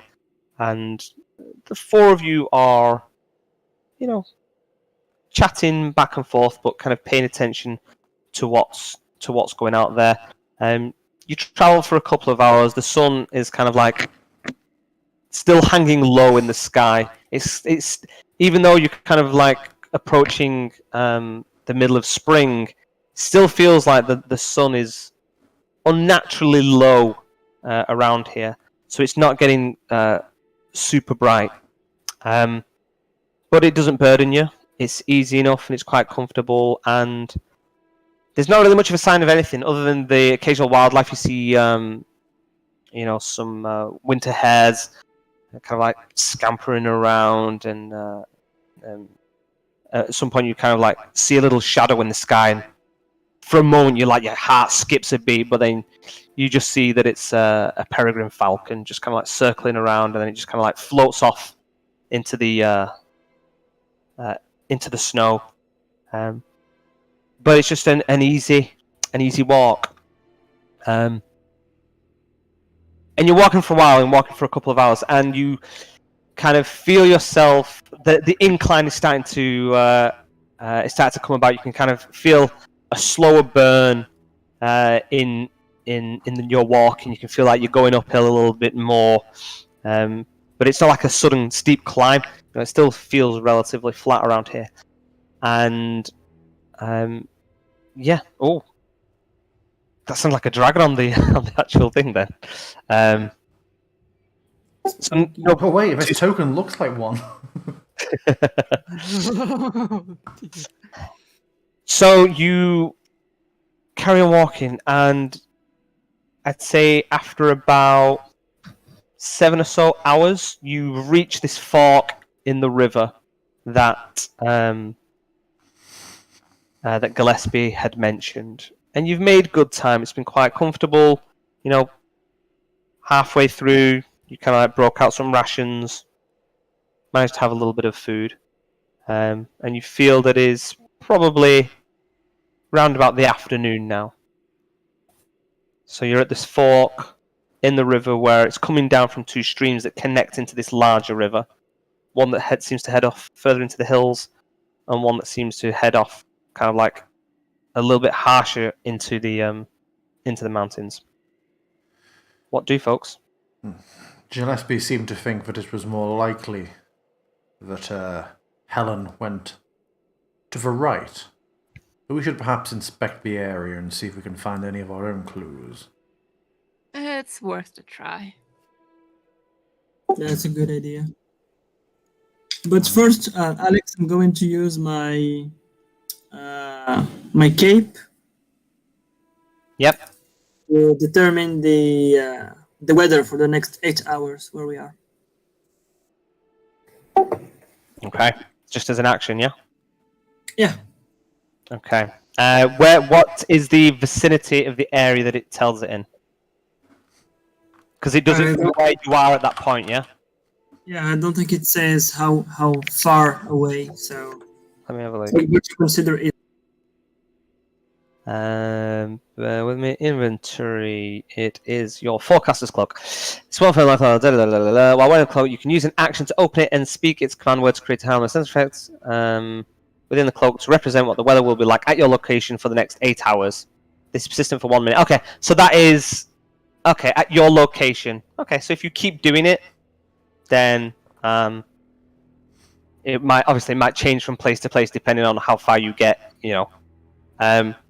But as you kind of like open it up, you can like open up the cloak. What? Just he does it, and it's just dragons. Just dragons everywhere, just fluttering out everywhere. As you open it, I'm gonna roll a dice. Let's see. So I'll roll a d6. On a 1, it's gonna mildly improve. And then we'll go 2, 3, 4. Stays the same as it is. 5 and 6, probably going to get a little bit worse.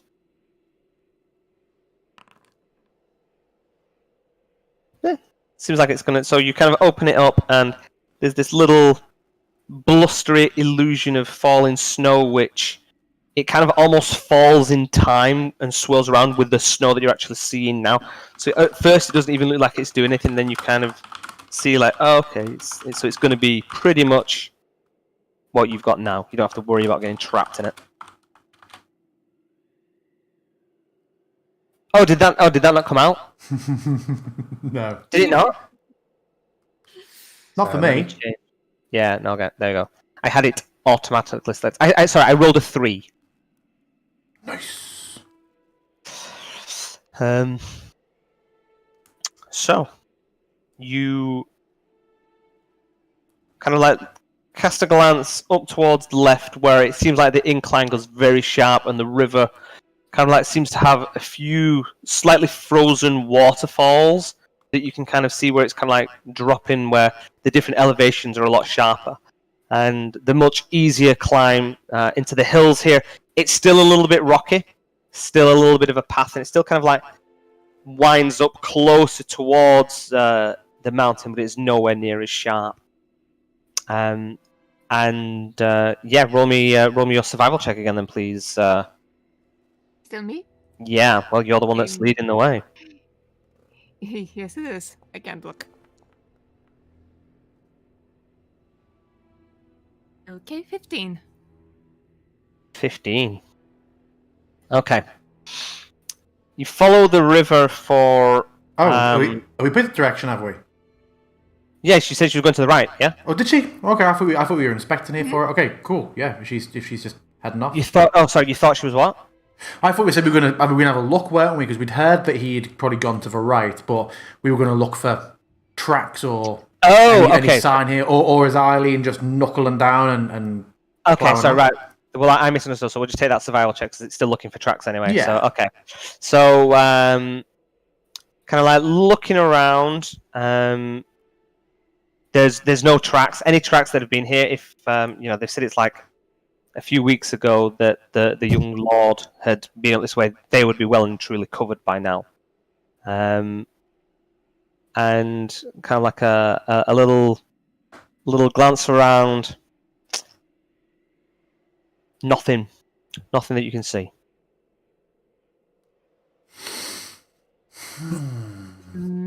Nothing, as in no tracks. No tracks, no signs of life, no signs of anything. It is a blank slate going up both ways. It's a long time since anybody's passed it, so anything that they had or discarded or left, perhaps, doesn't necessarily mean they did it here.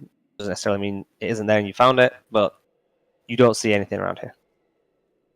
Just to be sure that I'm also following, I got that part where I'm not seeing anything regarding the people that we're looking for, but also no tracks of anything else, as in no other animals around here.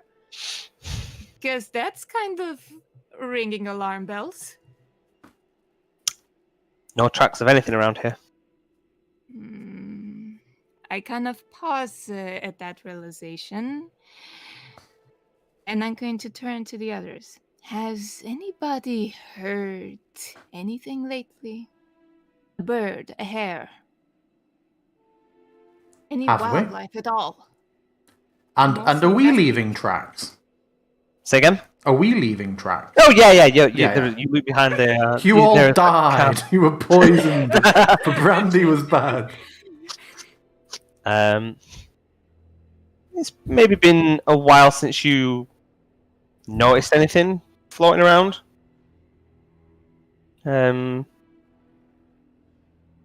Nothing necessarily stands out. You weren't necessarily kind of like looking around constantly, but just kind of casually. Yeah, you don't remember seeing any rabbits or anything floating around nearby, and it doesn't look like anything's travelled by this way recently.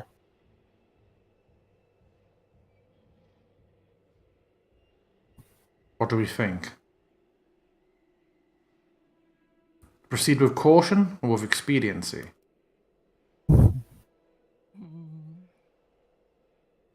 I usually be in favor of caution. Tell the others. I don't know, I don't like this silence. Tundra's silent, but not this silent.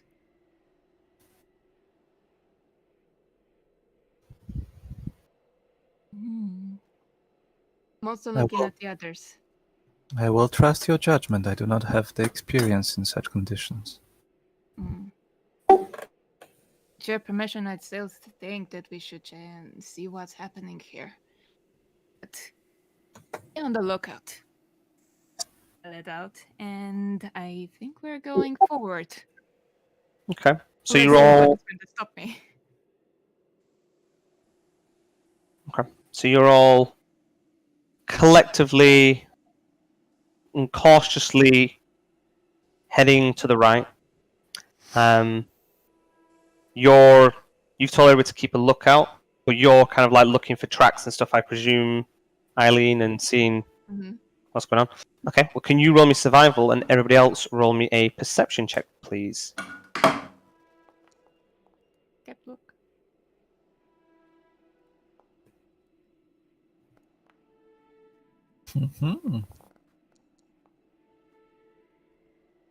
Okay. You carry on walking for some time, and it's an easier stretch.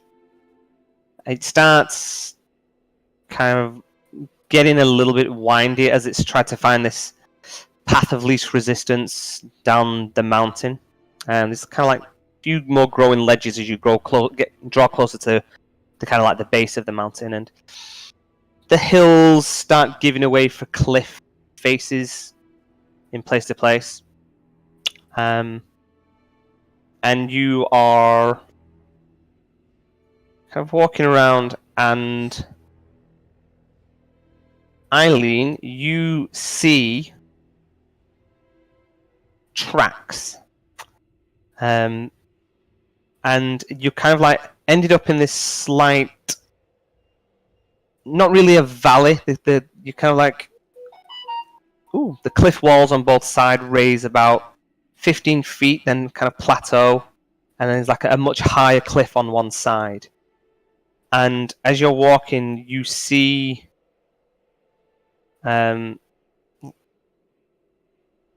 large paw prints that have kind of like seemingly come off the rock somewhere, and they've walked ahead of you.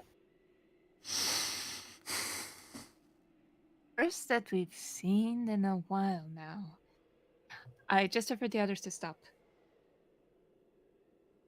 Well, we found our first set of tracks, but I don't think these are of a noble boy. Can I determine what kind of creature has made the tracks? You can roll me a nature check for sure. Nature.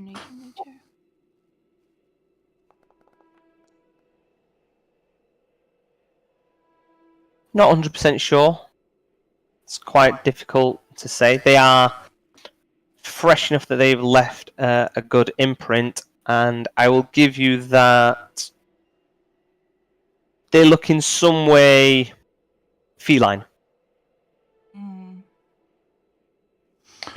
And they are large footprints. You would say that this is a large creature. And there's 4 of them. It's like 4 tracked. So there's not 4 lines of tracks. It's one set of tracks, but it's like a 4-legged creature. Yes, I'm following. Yeah. You got scared. There was like 4 of them. Yeah. I think I would be a bit more concerned. This is getting out of hand. Looking up the rocks from where we can see, I wouldn't be trying to look over these, but looking where they've come from, do we see, is there any sort of, anything noticeable up the rocks they've come from? We're not looking into like some sort of cave mouth or dead gazelle. From where you are seeing, from where they've come from, it looks like sheer cliff. There might be something of a switchback around it. Maybe it's quite hard to tell. And I'm going off the perception checks that you've made and stuff. So, just kind of like your vantage point, being able to see up on the ledge. Obviously, you can't, but there's nothing obvious over there. And you're kind of like looking up that way, and you've got Eileen is kind of like examining these tracks and kind of like speaking, and Letitia's kind of like looking up towards where you're looking, Gris, and Turios just kind of casts a glance around and looks to the side, and you see Turios on the edge of the opposite cliff face, this kind of like higher incline to where the others are looking. You see crouched low in the snow, like partially under these kind of like huge pine trees, snow-covered pine trees. You see what looks like a giant cat. And it's just kind of like so still, like you barely noticed it. You just kind of like cast a glance and you kind of like see it. And you can see that these just 2 massive, long, protruding teeth coming from the front of its mouth. It is still, and you are all kind of like still at the moment. Does it look? You've not seen it. You're looking the other way. So you guys didn't roll to see it. So Turos has seen it. I freeze immediately, and I will pretty silently say, "We are being watched currently." And we'll see, and we'll try to guide their eyes towards the creature. I'll say that as they rolled pretty well initially, as you slowly all turn to look around and look where Turios is it's kind of like gesturing to, it takes you a minute looking along the rocks, along this ledge, and you can just about see it peering over, and it is a large creature. If everybody wants to roll me a a nature check, you might be able to identify such a creature. I will roll at disadvantage. Sure.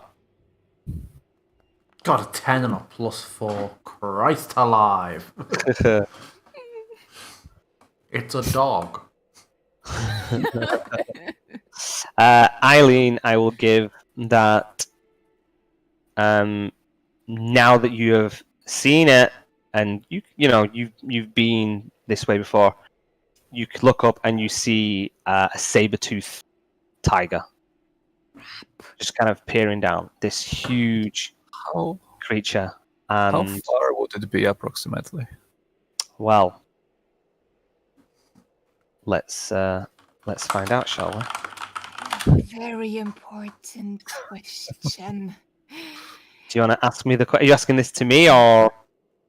Yes, I'm asking this to you. This is Eileen panic thinking. How hungry does it look? Hard to say, but it's crouched down, and I'd say well enough that these kind of creatures aren't generally the inquisitive type. If they're crouching down and watching you, it's for one particular reason only. We're dinner, guys. I'm So, not actually saying that. In I'm my feeling it. in my wariness, just seeing that we are being stared down and knowing I have multiple companions nearby, I want to, before committing to anything else, cast a look the other way as well. you want to look the other way? Just to make sure, just keep an eye out to see if we're being clever girled. Okay. Roll me a perception check.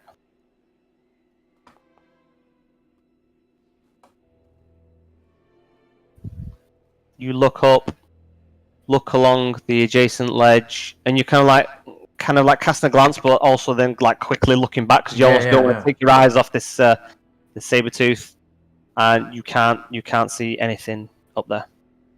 Okay. However, if you could all roll me initiative, please. No. No, sir. And so you've been traveling for quite a few hours before you reach this point. It's starting to get a little bit darker. Not so dark that Oh dear. you're going to get disadvantage or anything, but We need to address the visibility of the 3 unknown combatants. It has betrayed you! it has not. Oh, cool, okay. Because the other 4 have not shown up. Ugh, what is this map, if it can be called such a thing? Let me roll that. What is that? So for me, it shows unknown combatant as well. Oh, right, okay. So it isn't like I see saber-toothed tiger and 2 more. One of them has just turned red. 2, 3 have all just turned red. So if you just killed or deleted I can whatever kill else. them. I can kill them, but so even if I hit visibility, Oh, so there's those nothing- aren't 3 things you have tokens for hidden, but you're killing No, yeah, there's literally nothing there. I mean, if I drag this token, it's just literally the hooded foundry icon. You didn't click the temporary combatant item icon a couple of times, like for the lair action stuff, did you, by accident? I didn't think so. Oh, okay, that's gone. Just need to make sure I'm not accidentally selecting somebody else. Why? So it's got you guys scratched out. Have you clicked begin combat yet? Oh no, yeah, we are in round 1. Yeah. So it's got you 3 scratched out. It's got Turilios not for some reason. Is that saying it's his turn? Yeah, if you click on Letitia, it'll restart the round. It thinks, for some reason, you've clicked on... I think because you've deleted things out, it thinks that Letitia, Eileen, and me have had our go, and it is now Turilios. Okay. Right. There it goes. So they're all gone now, yeah? Yes. Does it show the saber-tooth? It does not. No. No.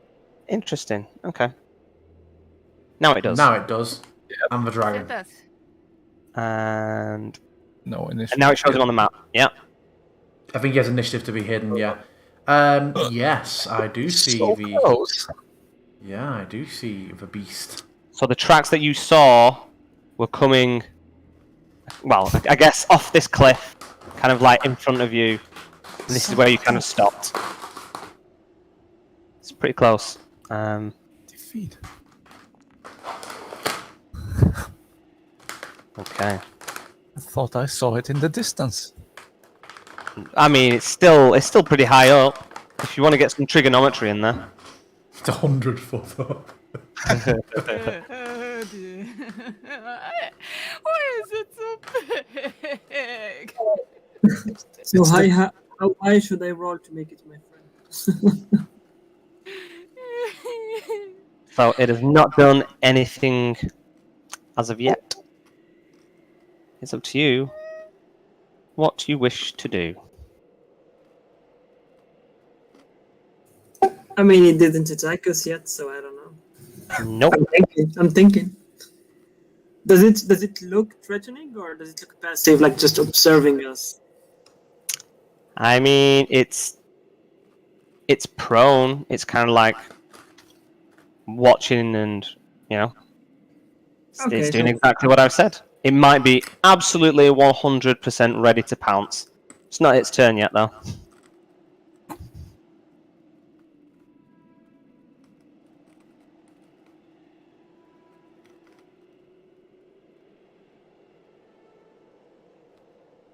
I can hear the thinking from here. Yeah. How does it work if we move diagonally? Does it count as 10 feet or 5 feet? Still 5 feet. Okay. Where is Leticia actually? She's On the- under you. Ah, Oh yeah. Always under you. 1, 2, Uh, 2, 3, 4, 5, 6. good grief! Yeah, and that's my You turn. are exposing yourself. I don't want to attack it. I'm just moving. We move along, just going ahead. Did that refresh for you when I started the snow? yes, it did. Okay. It's so terrible, the snow, though. Yeah, I normally make it much smaller Yeah, but it's not- denser. what's your- Oh, can you change it? Yeah, it meant you can go into the sliders for it. You can do all sorts. Oh.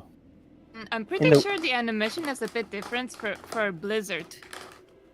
Yeah, and I think you If can you only re- do that if you've got like improved weather. I've not got that. I'm just doing the default one. There's no sliders or anything for it. But anyway, it's not a big deal. It'll do for now. So is that your go? Yeah. Okay. Yeah, it's my turn. Okay. We'll see what happens.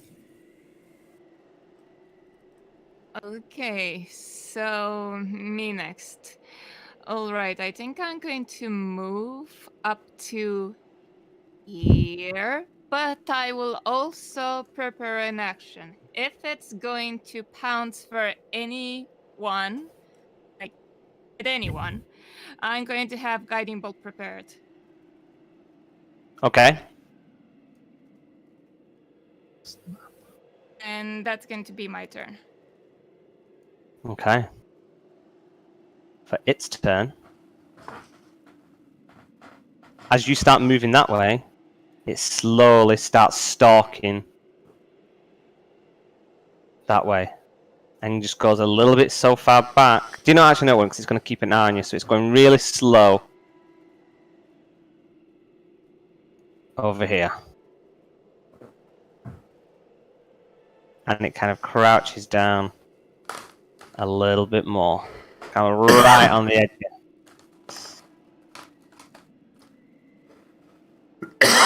Good lord, I apologise. Sorry, Jenna. That's you.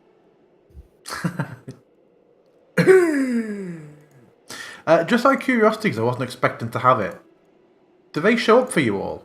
Yeah, they do. Oh, Yeah. cool. Okay. What It's is just that? it's just so my lantern can no. I saw the FX Master module is available to me as a player, which I never knew was something that could happen. I will.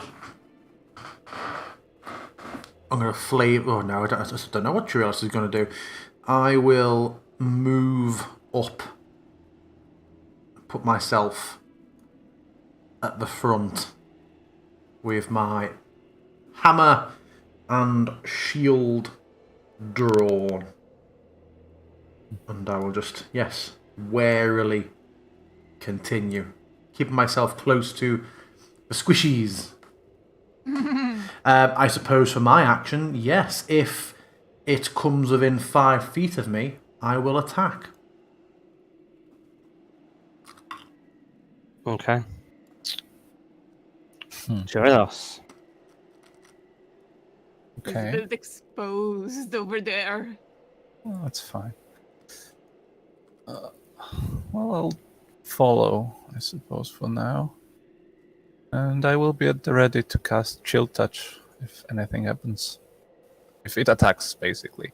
But if anything happens, I suppose. Okay.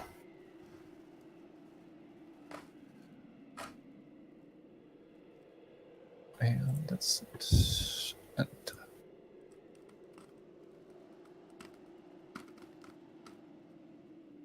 Letitia. Letitia.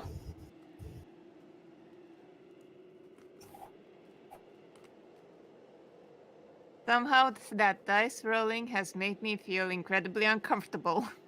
What happens if we get to the edge of the map? Is there another map? Yeah, I mean, it dies. no, what happens, so when you go off the map, you come onto this part of the map over here. So if you want to go that way, it's just going to be like a Scooby-Doo map. I mean, I just want to know, when are we considered out of range? Like out of danger, or do we have to engage? When the story dictates it. Yeah, pretty much. Yeah, it is a Scooby-Doo map. Pick up this one stone, this one book that seems to be much more colourful and well-drawn than the others.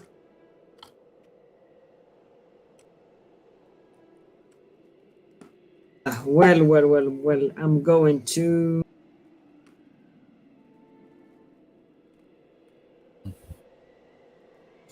move here and take my crossbow and ready an action. If he starts moving, I'm gonna shoot. We're already doing actions. Okay. That's it. That's my turn. Okay. You just cast Guiding Bolt, yeah. Eileen. So it wasn't a spell slot, was it? You were just doing a cantrip. What? If it didn't, that means that it didn't go off, right? I don't lose a spell No. if I don't cast it, right? You do actually. You do, yeah. If it's one that if it wasn't a cantrip and you basically you cast the spell, but you're choosing when it goes off. So if you did, is Guiding Bolt level 1? It's a level 1. Then you lose a level 1 spell slot. Huh? Wait, I don't think it refreshed the number of spells I had. I don't know why.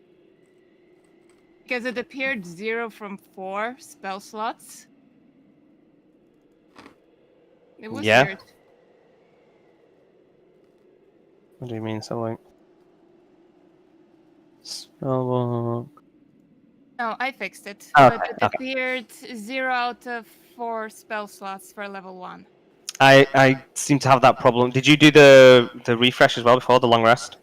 Yes, I did. Yeah, I seem to have that problem with Bartandless in Harrison's game the other week, where it wasn't actually refreshing my spell slots. So keep an eye on that. Gonna keep a note. Thank you. Okay. So you're all just kind of like slowly edging your way, moving slowly. Okay. Edging my way. I'm not sure how far away.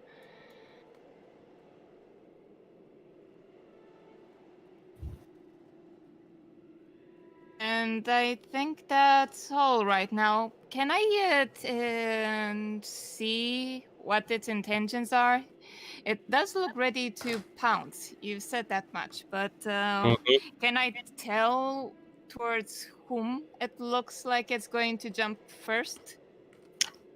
Yeah, roll me a perception check.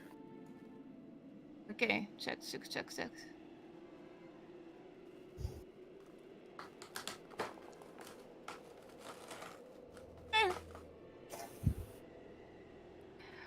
hard to tell from the distance, but do you know what? Yeah, I'm going. You kind of like see a slight shift in its body position, and it's kind of like starts tracking Turios, who's kind of like at the back on his own. I still have a couple of feet of movement. I'm coming a bit closer. Okay. When I notice that.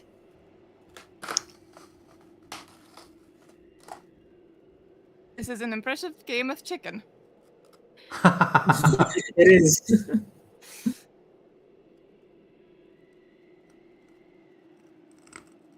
Okay, what does the saber-toothed tiger do? A Sabertooth backs up slightly, and you just for a moment lose sight of him, and then Like a part of the hell. it just comes bounding down this and leaps off the ledge. Comes flying through there, almost like slow motion, as you all kind of like see all this kind of powdered snow and dust come flying, and then just a big trail as this huge creature jumps off, and it is going to make its attack. Does that trajectory take it past my square?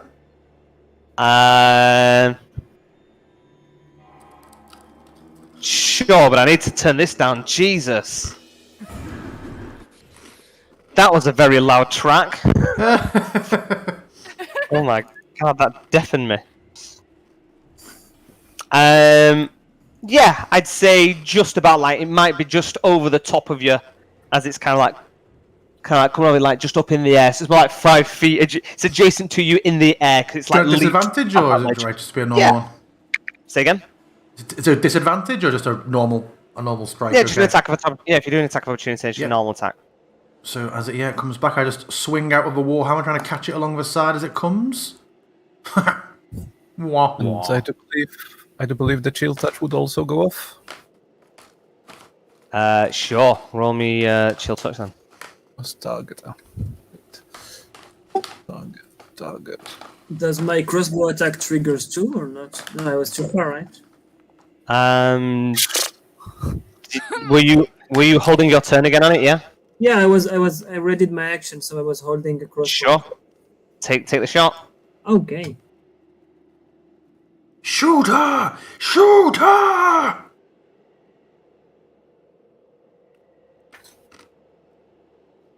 You know you've turned the music entirely off, yeah? Oh no, I've just turned it down lower for me, which you've all obviously turned it down really low. I've got it max on mine. I have it on max as well. I hear nothing.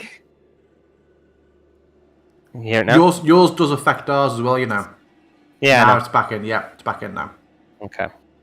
Maybe it's because I had my playlists overall turned up really loud, and then that was on full. So it's like, oh my god, blowing my goddamn ears off. You attack, you hit.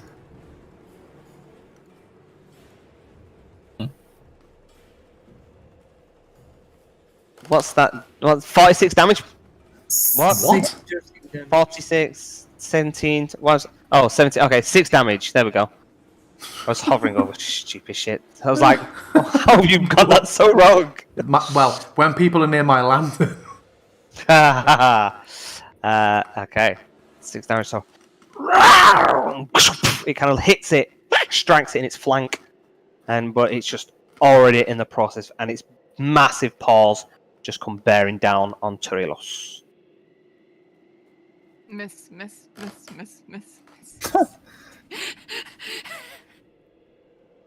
One shot. Hits! Do you have anything you want to trigger or anything? Oh, you've already cast a spell, so you cannot. That's not entirely true, but no, I don't have anything to defend myself. That's fair. Oof, a big hit. So, you need to roll me a DC 14 saving throw, please. What kind of a saving throw? Strength saving throw, sorry. DC 14 strength saving throw. Ah, yes. You remember Well, so no. well. You Well, are now knocked prone. I can't remember. Do we have one for prone on here? Oh, yes.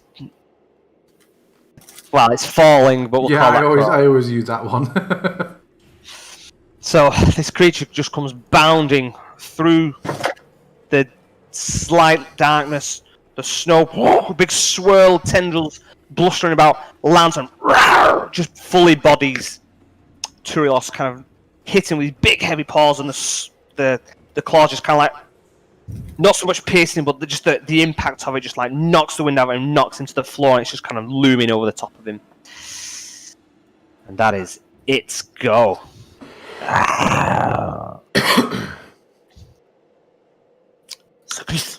Seeing this happen and Turelios go down, I will immediately run past Eileen, try to put myself between the two.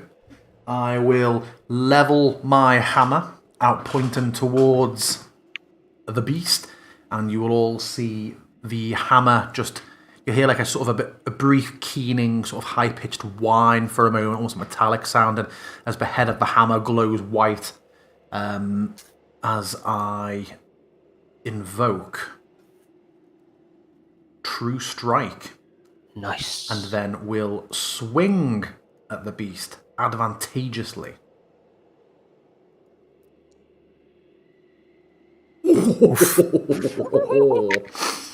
So, this also, I did some research into this for Strahd Must Die Tonight, but I will find it again for you if you doubt me, DM. As I strike it critically, I will also unleash my psionic energy, the damage of which is also doubled on a crit. Okay. So that is... So I strike it for 18 bludgeoning damage and then a further 9 psionic damage. As just it blast... Oh, I can't believe the first time I've ever used that was a crit. That's fucking beautiful. As it just comes in like an absolute freight train on the side of the creature, empowered by the True Strike. Beautiful. You deal some serious damage. You just kind of like gash it, just kind of club all its ribs in the side. Kind of like almost staggers it and knocks it into the snow, and it kind of whips its head around, and you can see that it's already kind of like got like from the impact into its ribs, blood kind of like pooling at its mouth. Nice. And I will just, for flavour, if you will allow it, bang the hammer on the shield a couple other times. It's like, to me, beast. And that's me. Trios. Well, Think about what you're doing in a minute, Letitia. You'll be up momentarily. from down in the snow, I just curse and say, I do begin to honestly hate cats. And I'll cast Dissonant Whispers its way, hoping that it might work as it did for the other one. Oh shit, yeah. I'm to pray.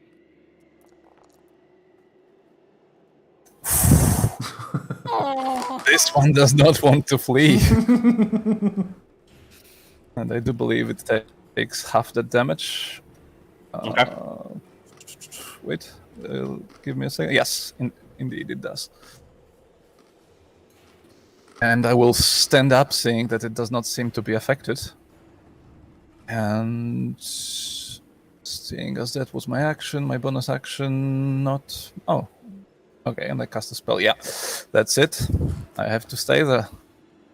I will possibly try to... No, okay, it's fine. I'm standing my ground. So you're lying on the floor and you just basically cast it up in front of you? You just stood up? Yeah, I did cast from the ground, but I will stand up after that. Okay, cool. Let me remove the condition. Just angry gestures from down below. And no sooner as this thing kind of like jumped out, you have just started absolutely wrecking it, and it's just kind of like it's just being pulverized in the snow. And you can see that you have very quickly got the best of this creature. And whilst all your attention is drawn, kind of looming out of the snow,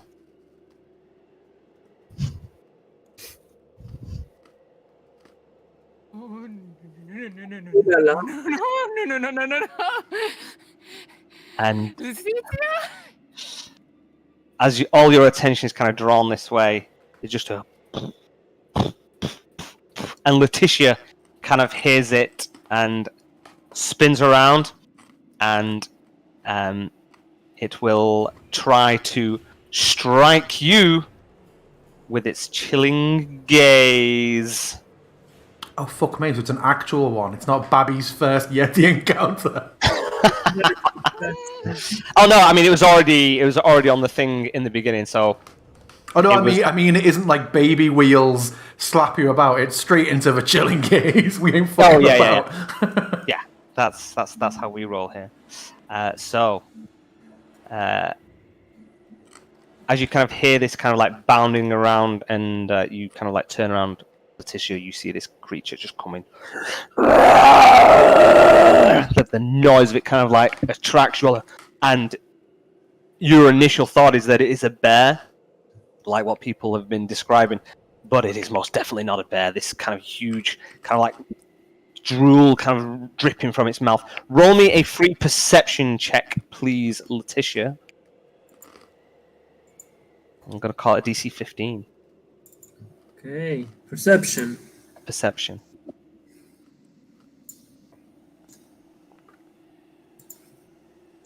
Okay. What the fuck? It's not So- a bear.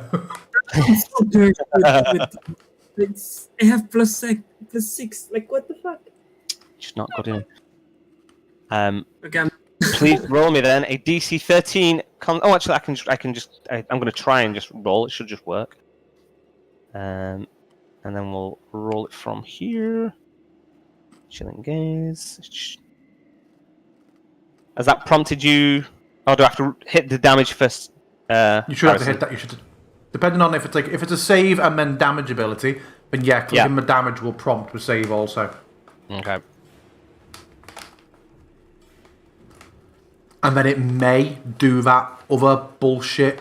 Here's a second save a moment later. Nice. Very good. Okay, no, so right? if the target can see the Yeti must the target must succeed on DC 13 Constitution saving throw.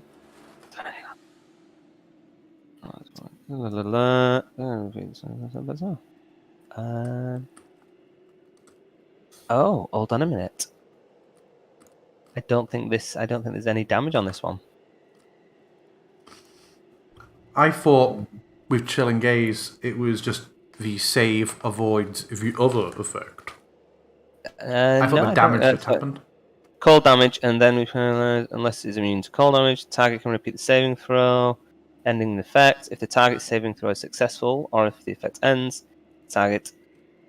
No. So you take no damage from that apparently. That's quite convenient. So I should give you all your hit points back. So did that didn't feel like it prompted? Did it prompt you the Constitution check before Yes. I roll the damage? No. Okay. Oh, I think it came after. Okay, well, I will give you... Because that seemed like it damaged you and then made you roll.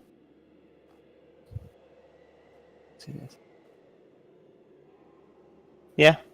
It just says, must succeed on DC 13 Constitution saving throw against this magic or take 3d6 cold damage and then additional thing. Fair dues, yeah. So yeah, so that's an all or nothing one apparently. So this thing comes running in, kind of like this. You can feel this kind of like wave of cold drifting over you as it's approaching, and it kind of like runs in, but you kind of manage to just shrug off your infernal heated sexual essence and blood. I don't know. Excuse me. Pulled a switcheroo on you, but then it still comes bearing down. With its claw attacks. As it comes into my reach, can I do an attack of opportunity? No, it's only if it moves out of your reach. Oh, it's only when it. Okay. So it is going to make 2 claw attacks on you. How much does it do in one turn? It's got multi-attack, so... No, I mean a spell plus an attack. Yep, multi-attack. The Yeti can use its Chilling Gaze and then makes 2 claw attacks. So Just Jesus Christ. oh yeah, 22 hits. yeah, I know. And it's going to make its other one. Do you want to use anything? No, I got hit. It's fine. Okay. Well, you can use. You've got your rebuke, your infernal rebuke, can you, or whatever it is. Yeah, I don't want to spend that. Cool. 2 claw attacks coming at you.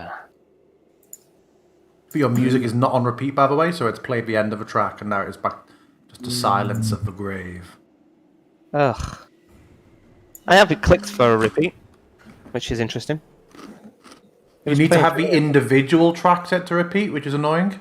Yeah, no, that's what I'm doing. I'm playing it off the track. Oh, that's weird. Yeah, is that playing now? It did for a second. I heard the drums and then it stopped again. Don't know. So there's nothing playing now, just the No, wind. do it. I'll do it. Dun dun dun dun dun dun dun dun dun dun dun dun dun. Nice. Da, da, da, da, da. Oof. That was a zinger. Oh, Letitia! Sweet, sweet Letitia. You kind of feel yourself Rip.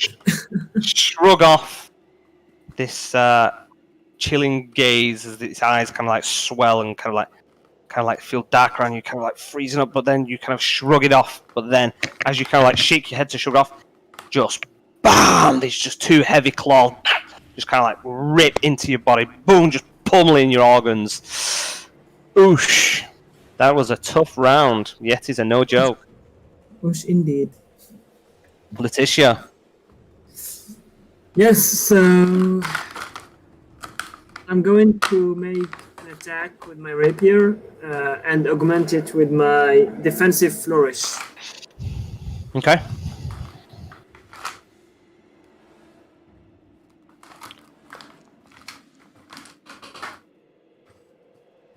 Oh, you're attacking the saber-tooth tiger, apparently. You had it targeted. I presume you did not mean to attack the saber-tooth tiger. Yeah, sorry, no, I'm attacking the Yeti. Does it hit anyway? Is it enough? Yes. Okay. Then I think I need to add 1d4 for my my flourish. Okay, so when you do that, you can type in 1d4 in the modifier when you make the attack.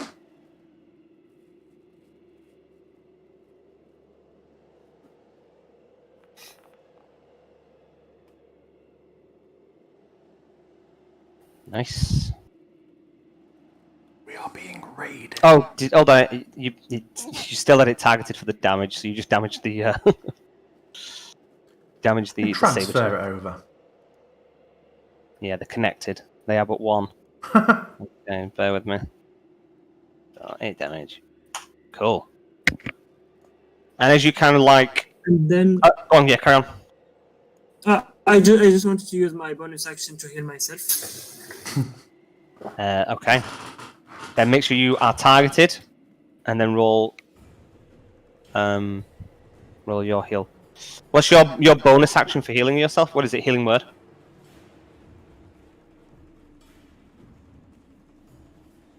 Letitia? You doing it? Yes, it's really good. Cool. Okay, so as you're kind of like swinging, kind of like weaving your rapier around and kind of like little nicks at its body and kind of like fending it away, you kind of... Are you moving? Ooh. That was such a... Are you sure about that? Only with more incredulity. My leading question. Are you moving really? No, I'm not. I was editing stuff on my character sheet to remove bardic inspiration and the spell, and somehow it just made me move. I don't know why. Good, because I nearly removed you from the combat. As you kind of like slash away and cut it, you kind of like make a cut, and then you see that it's already got a gash, quite a deep gash on its side that you've not done. It looks like it's already been wounded. So The Yeti? the Yeti has got a wound on its side. Can I identify the type of wound is it? Or You can, not in the middle of combat with the free action. No, if you want to pause and do that as your action next time, that's fine. But you can just see all this kind of like blooded, matted fur on its side. Okay. You're up, team. Eileen. I'm just going Go to let on, out a Ollie. very passionate fuck, and then I'm going to attempt to cast Inflict Wounds on the tiger. Okay. A passionate fuck. Passionate fuck. Oh, Which does not. You are the worst fuck ever. I'm under a lot of stress right now. Okay, it's no damage on half or anything, yeah? No half damage on a fail. No, unfortunately not. Okay. That's unfortunately my turn. That is unfortunate. Wait. you, the tiger. no, the screen doesn't lie. So. That was a very quick double take past Is that because you went to click next round to move it to you, but she had clicked to end her turn Oh, half a second yes. before? Because I do that all the time.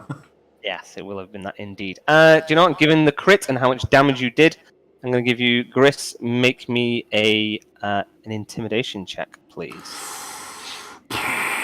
And will go- -1. I'm going to go against its. I'm going to go against its strength because it's its highest thing. As the Okay. DC. This is a -1 for me. Yeah, it's probably not going to happen. I'll be quite honest, mate. Unless you hit 20. It kind of like, and then it's just looks to Turiolos, and it is just going to start batting down. You know, like when cats are kind of like suddenly like do that little pause and they go bam, bam, bam, bam. It's going to just kind of plant him, kind of like just start kind of like swiping away at him. Once I've targeted. Da-da-da-da-da.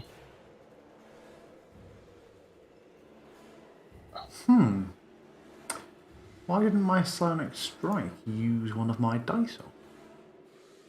Because you're cheating. Big cheat pants. It hits you with an 11? Yeah. Oh my god! Should have put your winter clothing on for some AC. I mean, he is topless. Yeah. He's going to be headless in a minute.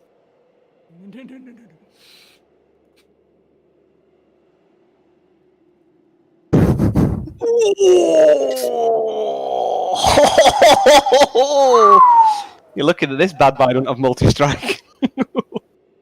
And as he kind of like stands up, you've got Eileen trying to kind of get its attention and hurt it, and Grish is shouting at it, and it's just kind of bam, just full force in the face, just kind of like claws at your face, and just kind of slashes it open.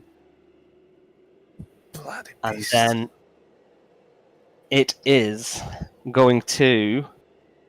Yeah, do you know what? It's got the taste of blood. Taste of blood in its mouth.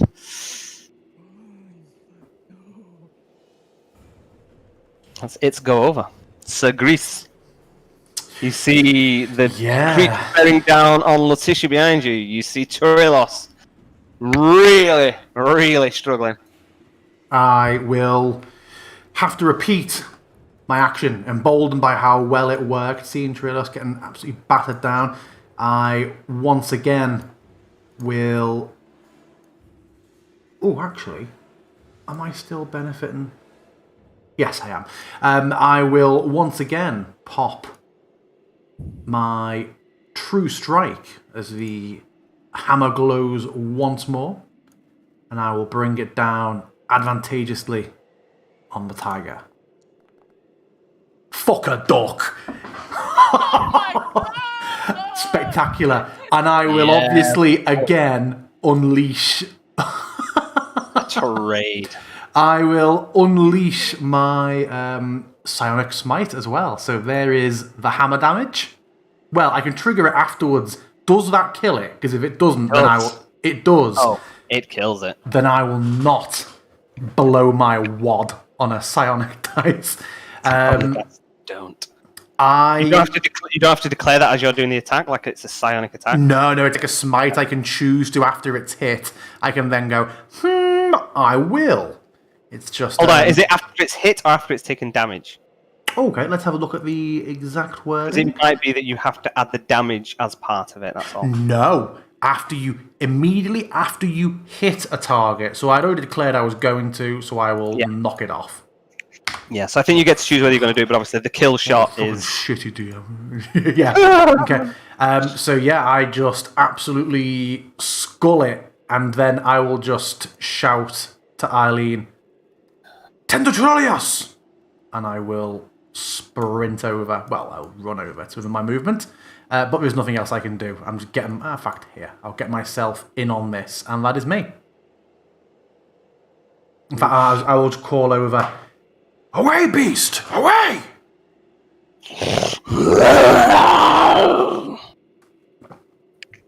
Choridos. The death of the tiger does change my plans somewhat. Guess I won't die. Okay. Well, I'll just... Looking at the situation and being in the position that I'm in, I'll just quickly run a mind sliver, and I will send my friend to hurt its brain and prepare for something bigger next time. Catching my breath and trying to stem the bleeding somewhat, I will just whoop.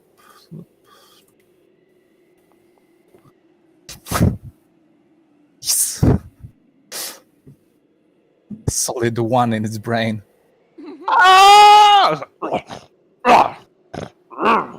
Then I will let's see, can I hide somewhere there behind Behind the body of the saber-tooth tiger.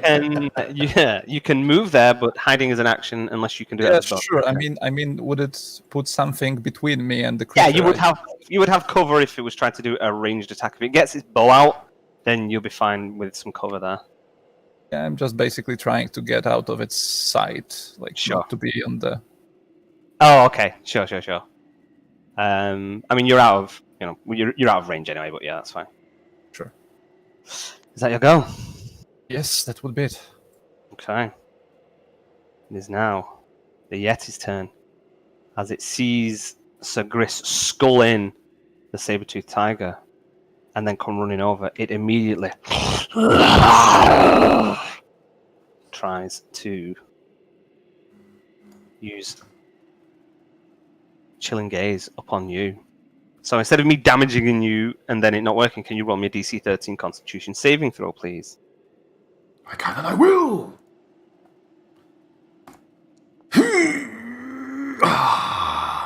That hovered on a 3 for me. I was like, no, I can't say that and then fail. It did indeed. Okay, so you kind of feel this icy gaze kind of like piercing into your mind and kind of like freezing you up in the cold, and you kind of like feel the cold trying to drift over, and you stare back into the abyss. And then Kaz has this moment of confusion looking between these two people that it can't seem to freeze.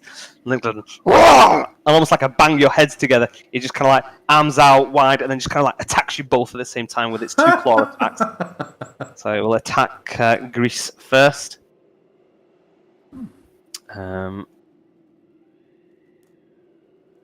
Claw attack.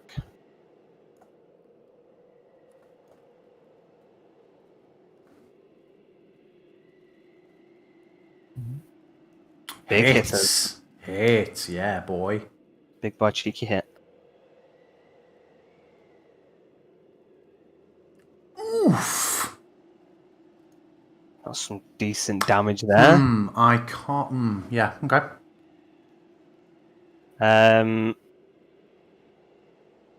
Let me double check you. I think that's fine. Yeah, no, I think it's fine. Yeah, Yeah, it yeah. absolutely is. Otherwise, Yeah. it would be different. Yeah. Okay. And then it attacks. Well, at the same time as attacking Sugris, it is taking attack on Letitia.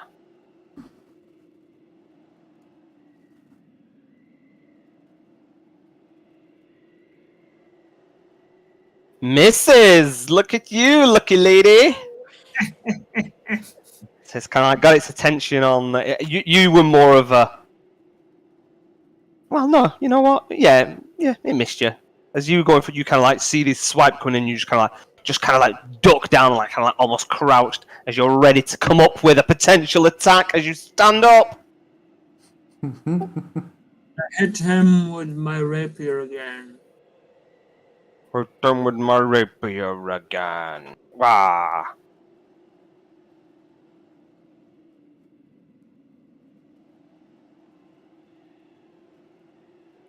Ready when you are. Here is my rapier. Behold it. Hits Yeti. Wait, I made a mistake, sorry. That's why I hesitated. So I added my 1d4, but I added it for attack and not for damage. I have to throw again. Or remove. That's fine. Yeah, we can see. So you rolled a 3 on your thing. You hit it with a 12. Oh, Yeah, okay. very Then- low then AC. add my Nice. 1d4. Because it's fucking huge. Then I add my 1d4.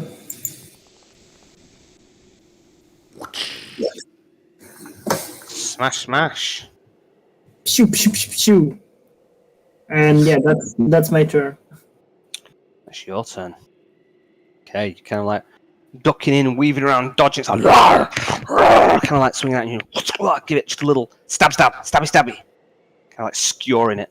Eileen. I'm going to do a stupid. So as I'm seeing this thing trying to attack, I am going to try to look at its strike, and I am just going to start muttering a few words that are going to be blown away by the snow.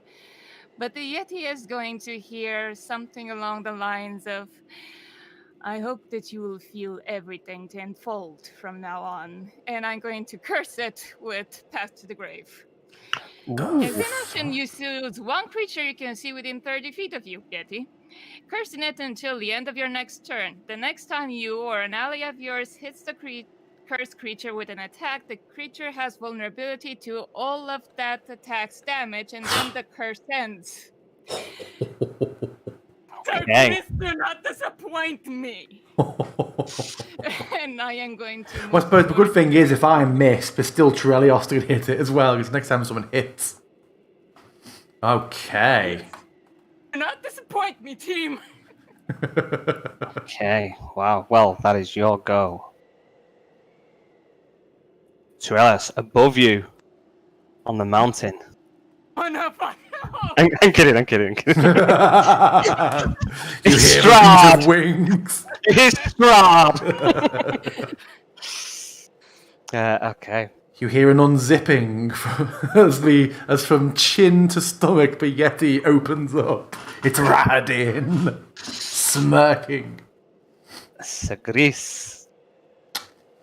I shall strike. Truly? No, only twice per day. Okay. But I will strike, nonetheless. Oh, yes! And I will smite. Before I calculated my damage, so I'll roll that as part of this. So I think I just roll it normal, but you have a button to apply it as vulnerable, don't you? Okay. What am I applying as vulnerable? Well, he's got vulnerability to all this damage he's about to get. So I think you, as the DM, if you mouse over the damage, one of those, if you hold over it, it will say, like, apply double damage. Okay. Let me have a look. And then I will... I've already said I was doing it, so even if it kills it, I will... And then you'll need to do the same for this additional 6 damage I've just rolled. So yeah, there should be a little button that lets you double it. Okay, let me have a look. So this one, because it being a taller beast, it's an overhead sort of strike, trying to take it in its chest. Right, so there's 4 buttons that have popped up. Click to remove. What's he doing? Because they don't. Okay, click to Basically, I remove. hit it for a total of 38 damage. Okay, right. Oh no, so right, because there's no hover. Right. Okay, so you dealt 13 damage at first. So if it's vulnerable, Double to 26, it takes double damage. So it'll be 26. Yeah. Yeah, and then my Sonic Strike was 6, double to 12. Okay. So it is dead. I'm just trying to work out what I would have which one I would have to do. You're trying to work out what, though? What button? Yeah, because it doesn't like hover on. It's like vulnerability. It's like click to remove 13 hit points. Oh, it should. Well, oh, right, okay. So I might have to take a screenshot of that. Because for me, like looking at the Warhammer one, for example, we can see the attack is 14, and then the other column, bludgeoning, we see the damage, don't we? In the 13, when I mouse over that, 4 little buttons come up, and one says click to apply full damage, click to apply half damage, click to apply double damage, and click to apply healing. Yeah, so for me, I click in it, I hover, it says, and it comes up, the hover really slow. If at all, apparently. No, okay. No, it's just not hovering at all. Whatever, but yeah, you stove it in the big time. Straight into the chest. You tell me, yeah, so tell me how you do it. I just pulled Strahd out. Yeah. So it's over the head. I see the claw took me much heavier than I expected. I was torn on whether to shield myself or Lutetia, but I left it too late, and then sort of reeling back from the blow, I lean into it and use it for a bit of a wind up on this massive overhead. Well, would have been overhead smash, but the size of this, I was aiming for the chest and kind of just take it through the jaw and then sinking into like kind of the sternum, if Yetis have sternums, with the hammer, driving it deep before a foot flat on its leg to wrench the hammer loose. Crunch, crunch, crunch. Are you not handed? As you kind of crush it in and you are, kind of making sure it's in, like, kind of pushing your warhammer into it to make sure it's not moving, like towing it with your foot. And this is just purely a passive perception, Gris, but you are occupied. Letitia, Eileen, and Torielos, you're kind of like looking around, making sure there's nothing else, and you just hear a and Come on. you glance upwards And and it's a rock. and you notice a dragon-shaped creature flying in the air above you. Through the blustery snow, it's very hard to see how big it is. I mean, it's high up in the sky. You're talking like a mile up in the sky.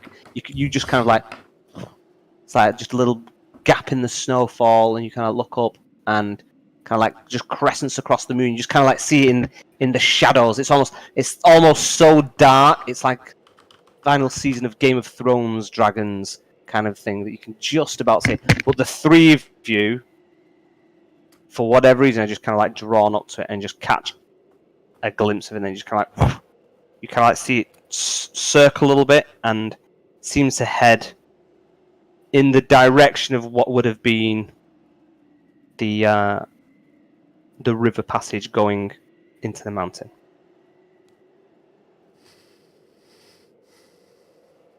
So, what do Well, you? Combat is over. What do you need to do? I'm going to check on Torielos and see and ask him are you okay? I'm going to check his big gash on his face. Is it still visible? Oh yeah, he's bloody to fuck, man. The dude's nearly done in. Yeah. And let's not forget, because you guys didn't decide where they were going, you have 2 healing potions. Potions of poison. Potions of poison. Also looking him over, and I'm just fretting. I'm starting to scold him. Bloody furry bastards. I'm going to heal Torielos. I'm going to take a little bit of cloth and like start just cleaning his face with a bit of snow that melted on the handkerchief, and he's going to regain. I'm gonna roll it. me moving your character over to Turelios because you've not done Honolulu.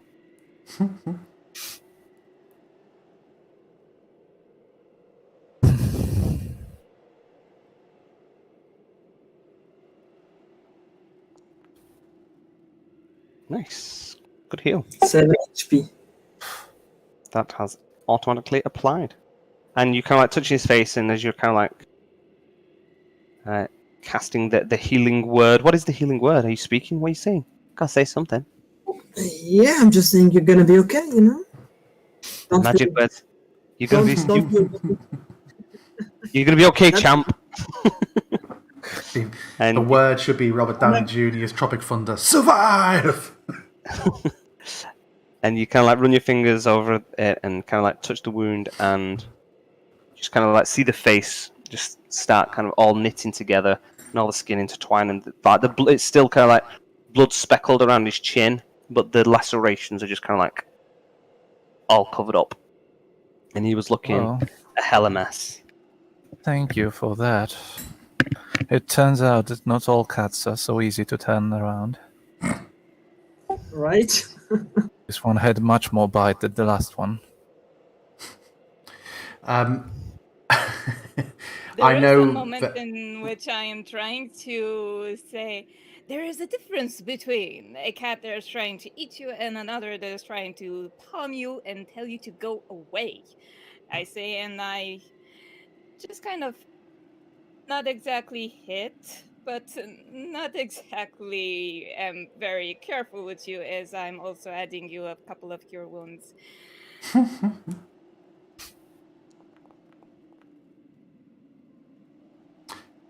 Not much, but at least I hope you're looking better now. Oh yes. I know. Thank you both, but sorry. Thank you both, but all the more thank you for your valiant intervention, Sir Gris. It's most appreciated. This is why I'm here after all. Give a smile. Yeah, I know they're handled very differently by different people. Going off this art, I'm guessing this Yeti, this big naked hairy beast, isn't like carrying. It's not something you'd want to loot. It isn't carrying bags or like tribal clothing or anything. It's just an animal. So as far as I've got a bum bag on. yeah, so it's not carrying any items or anything like that, but you know that they can be, as with all creatures, can be harvested. There are things about them that can be taken. Of course, yeah. I would not like to do that. Instead, I don't know if you think that I passively would have noticed this pre-existing wound. If I have, I would like to have a look. If not, I'll head over to the group. Sure. I'll say that as you're kind of like giving it a look over, you can go, yeah. I mean, it looks like a big enough gouge that it wasn't done by Letitia's rapier, and it obviously wasn't done by your warhammer. So if you want to give it a look over, then roll me a medicine check, please.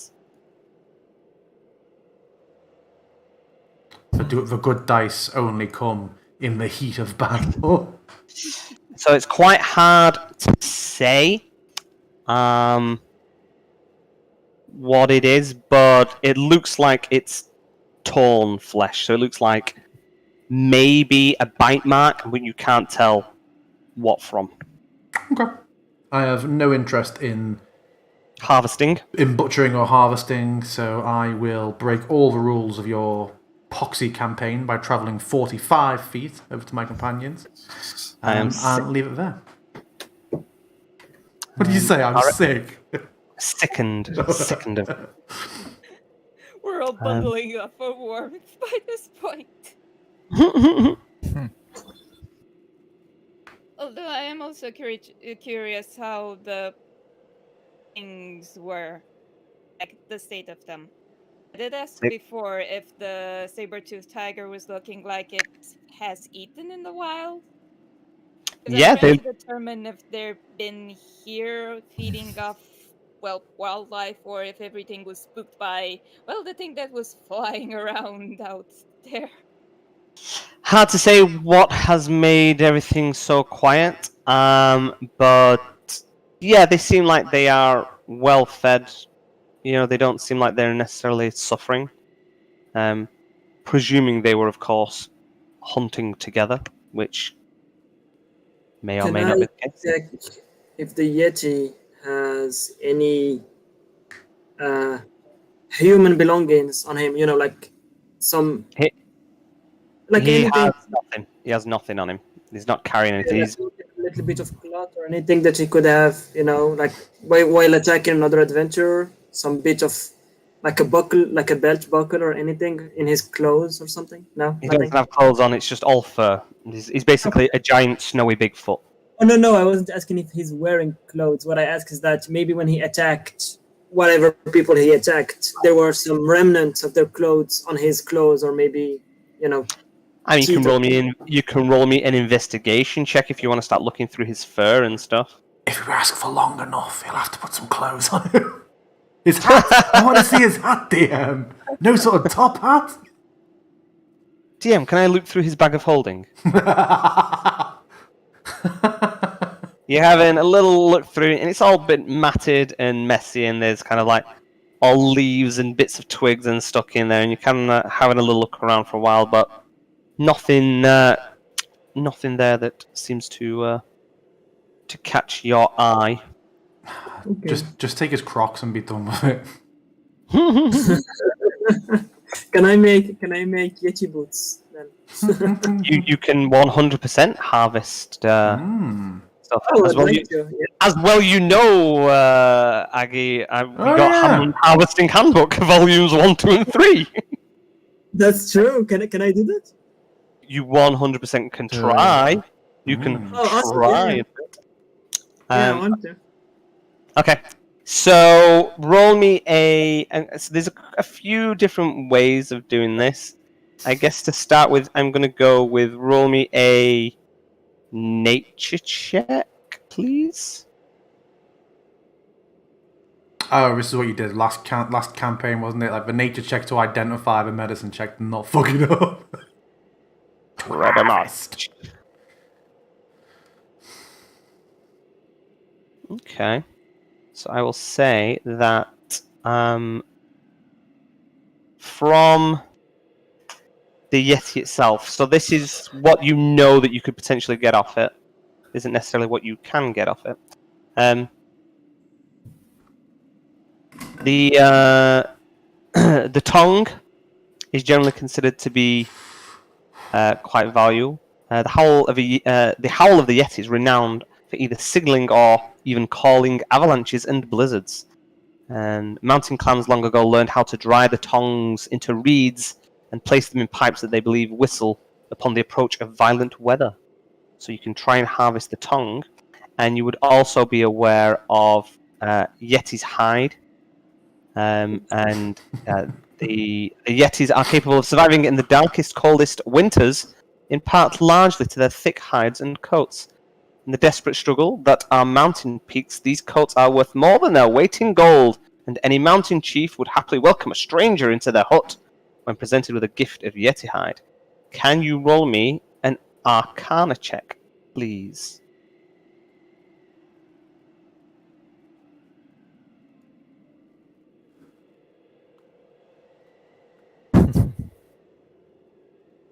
Okay.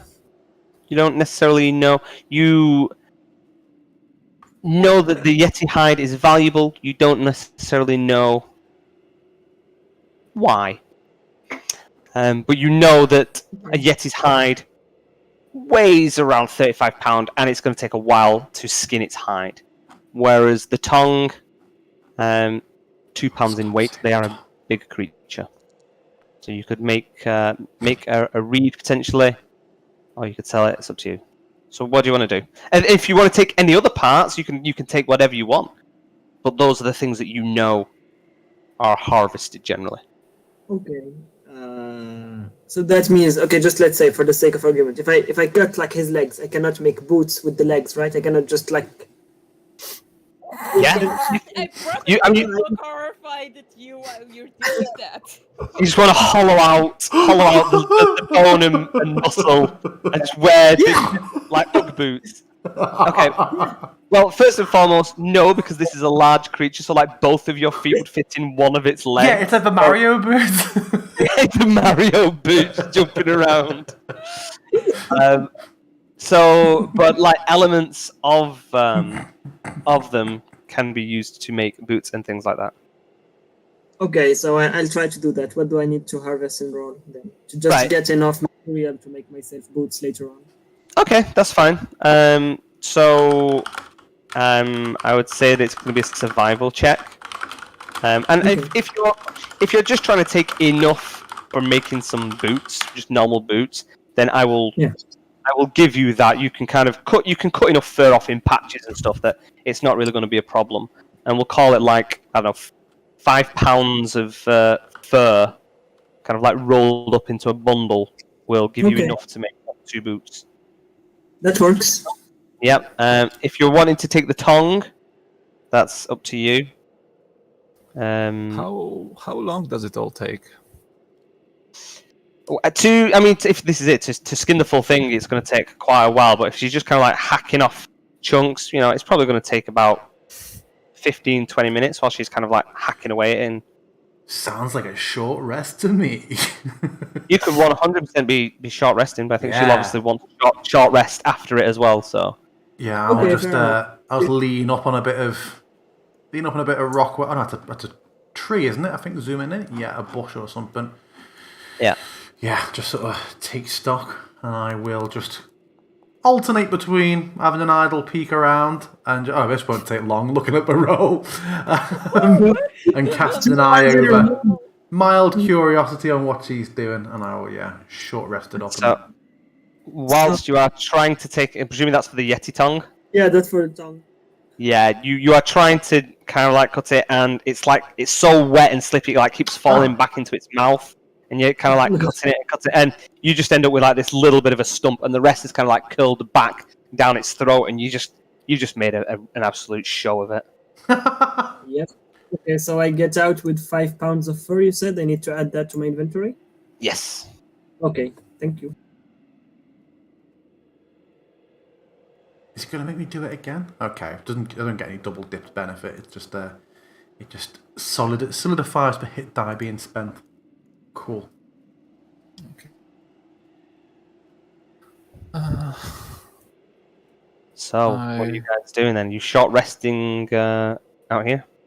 I will also happily short rest, but first I will stand where I am right now, and I will take out an orb out of my bags. Mm-hmm. Small sphere, and I will just activate it and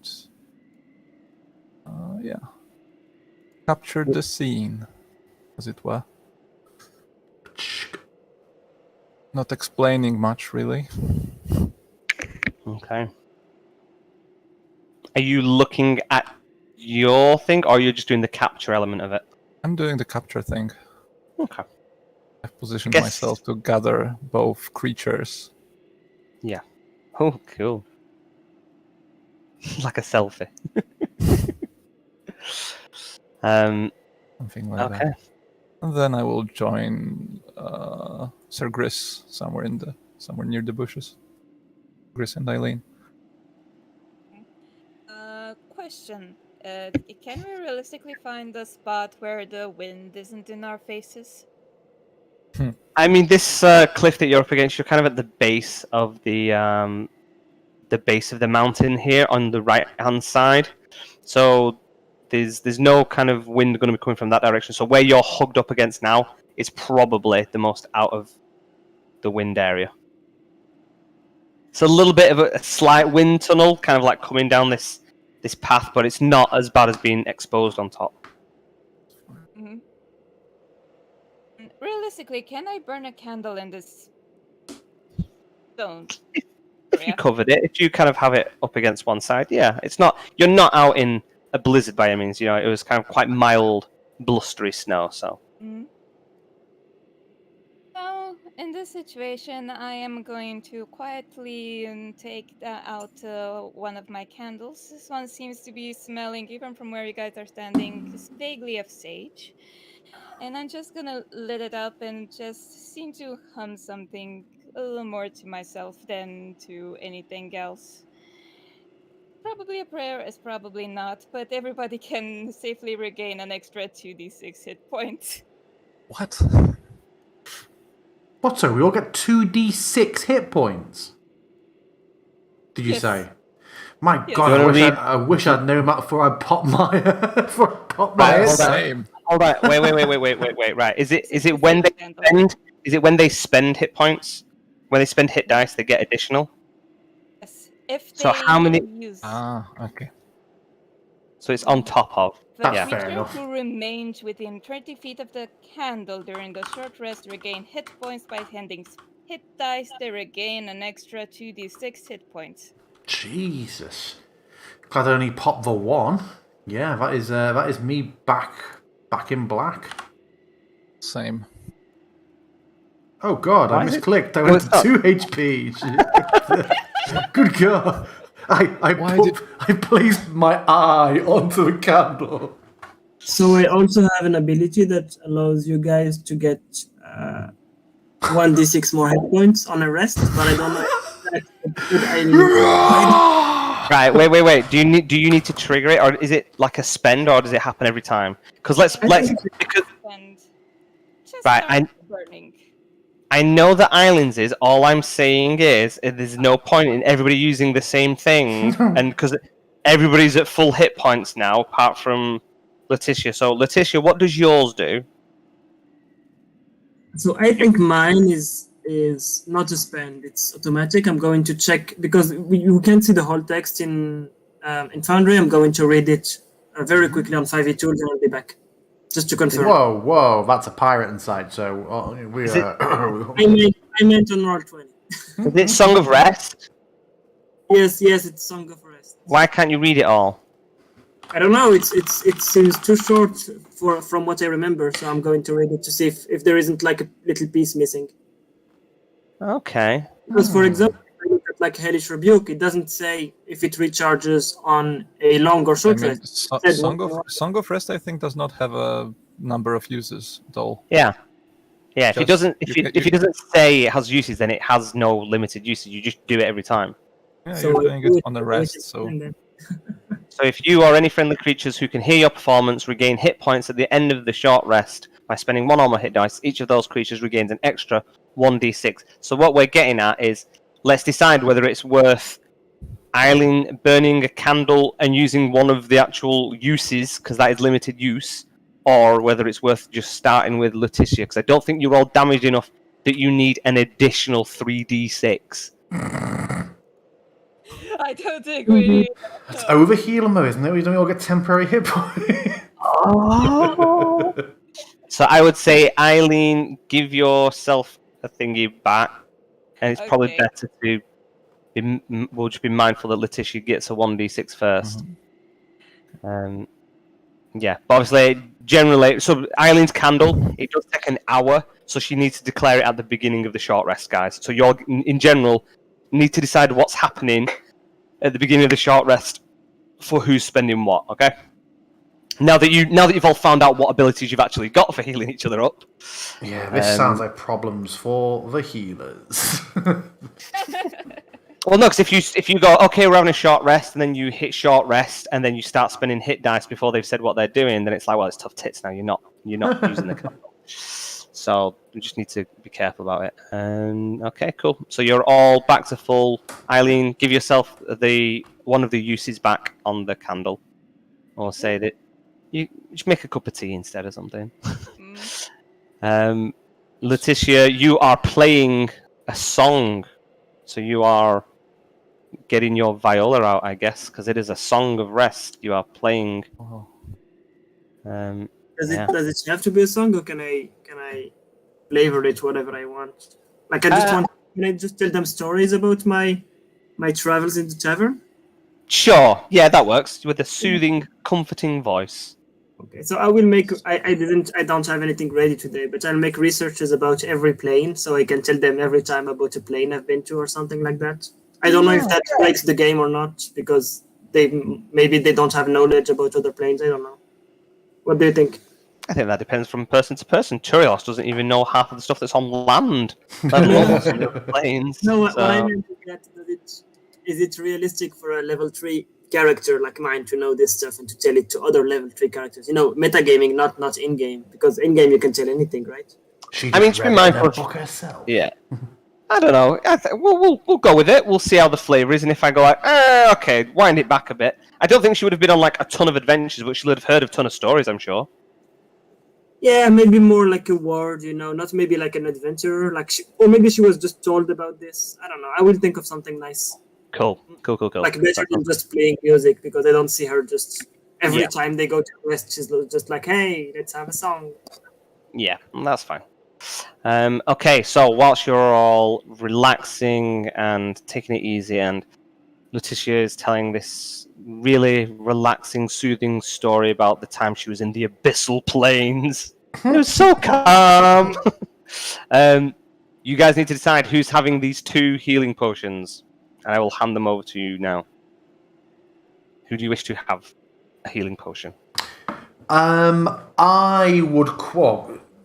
So Grease would quite like to have one of them, just as he often would like to put himself in a position where he's maybe at the front or getting into more than harm's way, and he's probably in the best position to go and administer one to somebody else. Mm-hmm. The other one, well, I will let them decide. I think you need to decide whether you want to have it on a non-healer so that you could heal a healer, or have it on the healer so that they can heal themselves with a potion. The lament of the cleric. I will pass. I think I have enough options to heal and defend myself, so I think it's better if Torielos gets one, because if sometimes he's out of reach from any of us, he doesn't have any options, you know? Mm-hmm. So you Eileen? can realistically get the closest to any one of us, in case. Okay. So you have like no HP. If any of us aren't near you, it's a problem. Okay, so I give I mean, Turiel. you probably have no AC. I think I said HP. His Look, his I will AC accept is one his AC is less than a Yeti's. Potion of healing for you, and then a potion of healing. Hellos, what is you your s- AC? 11. There you go. So you both More have than 10. 10, less than 12. No more. I cannot say any more. Okay then. So you rest well. Well, Sir Um, Gris. hmm? Sir Gris, are you not Yes? interested in harvesting these creatures' meat to savor them and test if your palate takes them well? I would rather not involve myself directly in the butchering of something we just kill to defend ourselves. If somebody else wishes to, I can certainly try and cook something up with it later, but I suppose unless we hear specifically about a choice morsel on a particular beast, I would be more comfortable purchasing it from the experts, I think.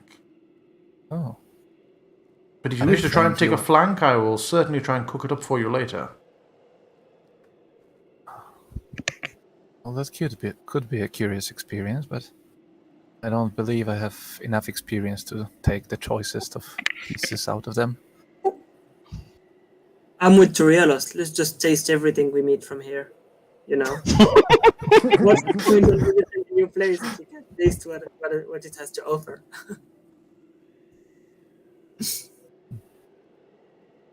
Are you carving off some slabs of Yeti meat? So what do you say, Torielos? Wanna go see what that kitty cat tastes like? Are you? I Right?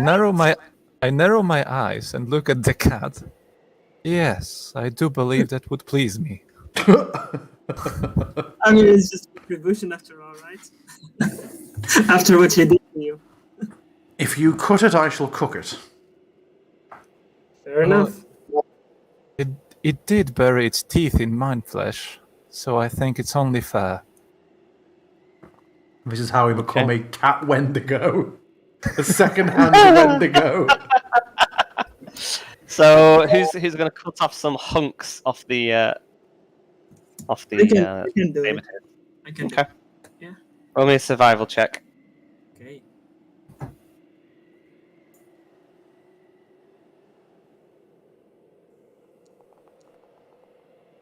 Nice. Nice. Very good. So I think you're kind of. It was hard to kind of like skin the Yeti because the fur was just all matted. It was like really hard to kind of like get your blade in there.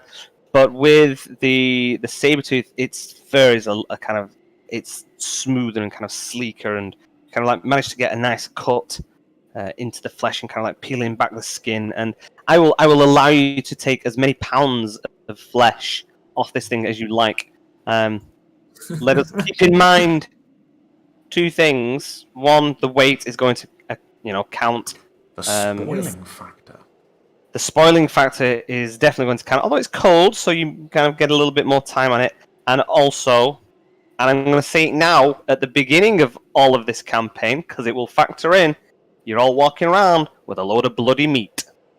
So let's be mindful of it, which is not only quite dangerous, but also quite messy. So unless you've got some stuff that you're going to wrap all this bloody meat in, I would suggest kind of like packing it in snow, trying to, de-blood it a little bit. You're basically putting a lot of steaks, raw steaks, in your inventory with all your stuff. Well, no, I think we're gonna cook it on site, right? I know that. Right. I mean, During the short rest.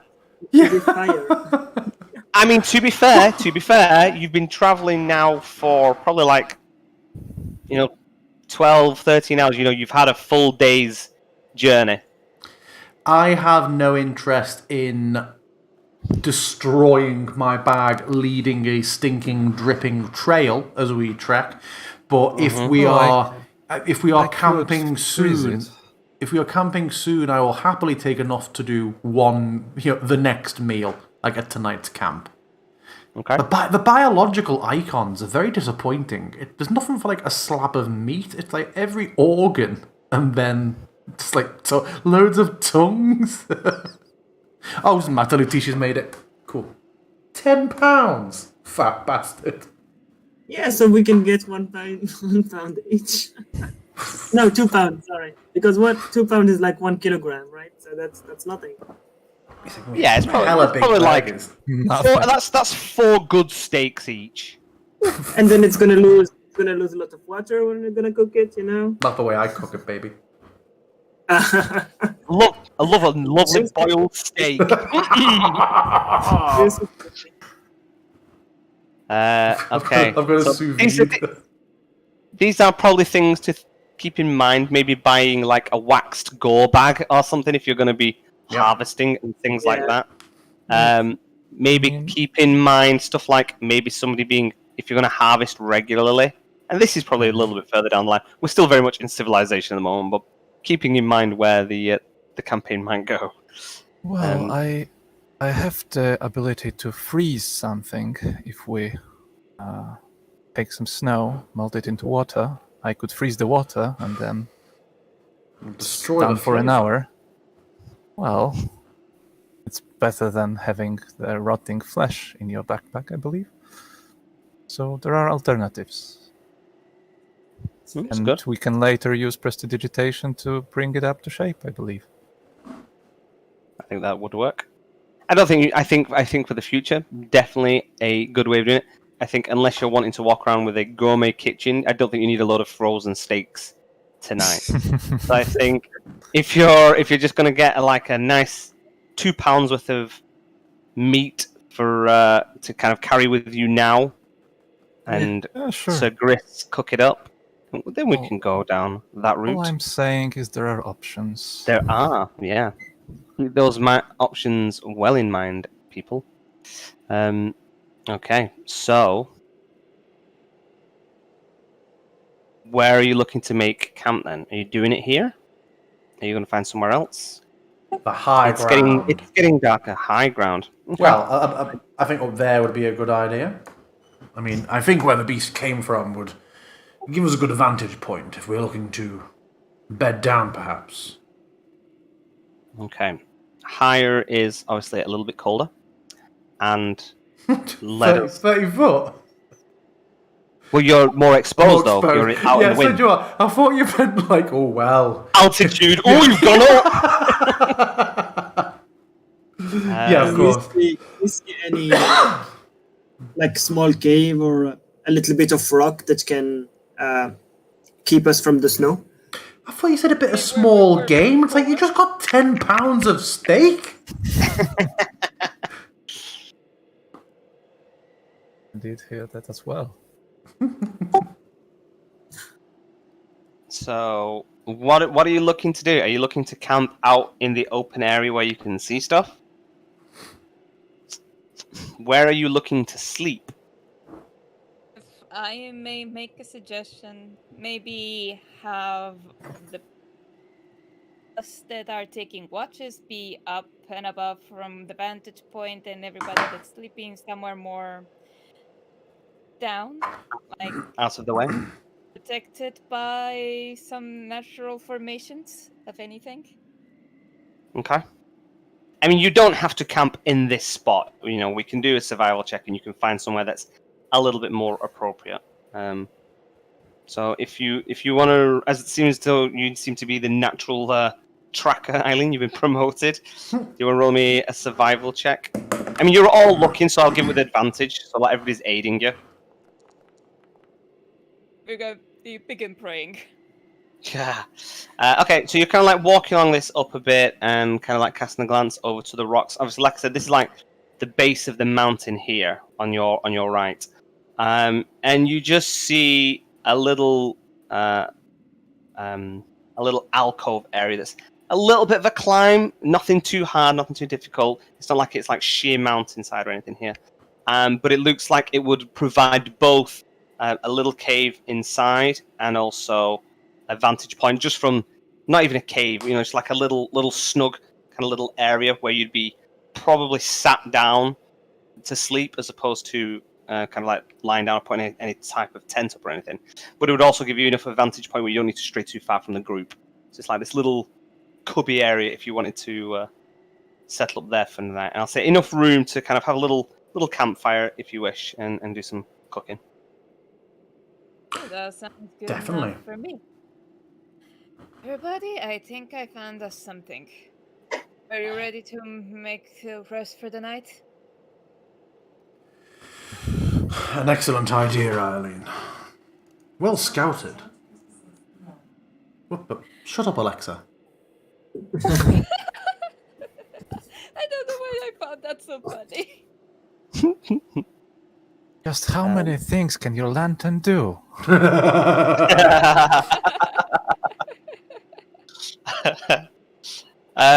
Okay, so you're all kind of like bundled in together. I'm going to say that it's probably no wider than like, I don't know, 8 feet by 8 feet, this little outcrop. So you're all kind of like very much huddled around in this little hole with each other. You kind of like take your backpacks off, kind of like have them rested to one side, and then have this small fire being built up. There's enough wood around and kind of like breaking off wood pieces as and when you need them. Maybe needs a bit of prestidigitation to dry them out a bit or whatever. And you get a little fire going, and Gris is kind of like that. The rest of you kind of like warming yourself over it, and Gris is getting his little. You've got a pan, I suppose, in your cooking kit and everything. Yeah, So yeah. Little pan in there. And what you tell us, Gris? What are you doing? What are you doing, man? Bit of How salt. are you wanting to bit of flake salt, bit of cracked black pepper, couple of pulls out this big, massive pepper grinder. hail and Italian paste, black pepper. Pepper. and I think that's it. I know a little bit of garlic. That's all. A little bit of garlic. Crush it on. I'm just gonna pan fry it like that. I will, Nice. and I will not ask. They will all be done just slightly more than rare. Well, yeah, In fact, absolutely. yeah. So then I will serve them up, saving my own till last, and eat mine, enjoying it, but more keeping an eye, more sort of looking to see how everybody else finds it. They would be used to me questioning the feedback for future cookings. Okay. Don't know if you want to roll for the quality of my cooking. I mean, I think you've cooked steak before. Yes. I think it's easy enough, and you're not doing anything too fancy with it. You're just cooking, No. cooking a nice piece of meat. And for the rest of you, it is a nice tender piece that has been cut and cooked up for you. And there's not much fat in it, so it kind of like sizzles on the with. Or you've got your sunflower oil, right? So you could do a little bit of sunflower oil if you wish to. There's no fat in there for it to kind of cook or anything. So it's quite nice. You've made it as succulent as you can. Not too tender. And flavour-wise, it's very meaty. Not everything requires a DM's flourish. Meat can just be a plain steak and be a plain steak. Just meaty. Yeah. So with snowy undertones. With snowy Yeti undertones. That's kind of what it tastes like. And a bit nutty. The spring in the bite reminds you of when it sprung from the leg. Tastes like spring onions. And you all kind of nestle in, kind of like maybe sleeping a little bit close to each other. Gris, I don't know how comfortable you feel sleeping in your armor for the evening, or whether you de-armor at bedtime, or whether you're just gonna I'm fine. Suck it up and sleep in it for while you're out here. And you keep the campfire small, but just a little bit of warmth. It's nice. And one by one, kind of everybody's eaten, full bellies, a big belly full of meat, hard travel, a fight that has seen the worst and the best of the four of you. And one by one, your minds start drifting off to sleep with thoughts cast to the dragon shape that was seen flying further up towards the mountain. And we will find out whether you go that direction or just go back to the tavern and go, fuck it, next week. Excellent. Good job, guys. Thank you very much, everybody. Thank you, DM. Thank you, everybody, for watching. Yay. Yeah. We got raided at one point by 10 people. And after 5 seconds, we had 3 of them, and then after another 10 seconds, they were gone. Hey, well, it looks like 2 of them, given it was about 2 hours ago, 2 of them still seem to be here. Hey, and the person hello, who brought them. So we have several people that Wan and Deck would know from my regular streams. One of my old WoW guildies watching. A couple of people from there. But yeah, thank you very much, everybody, for watching. We will tune in next week. Yeah, or tune in on Tuesday if you want to see a better campaign. No, Tuesdays and Thursdays. and obviously, if you want to see a less fun snow campaign, then go to... Oh yeah, it's definitely less fun. More abject horror and terror. But yeah, I will end the stream now. Thank you very much, everybody, and we'll see you next week. www.geocities.com/madcards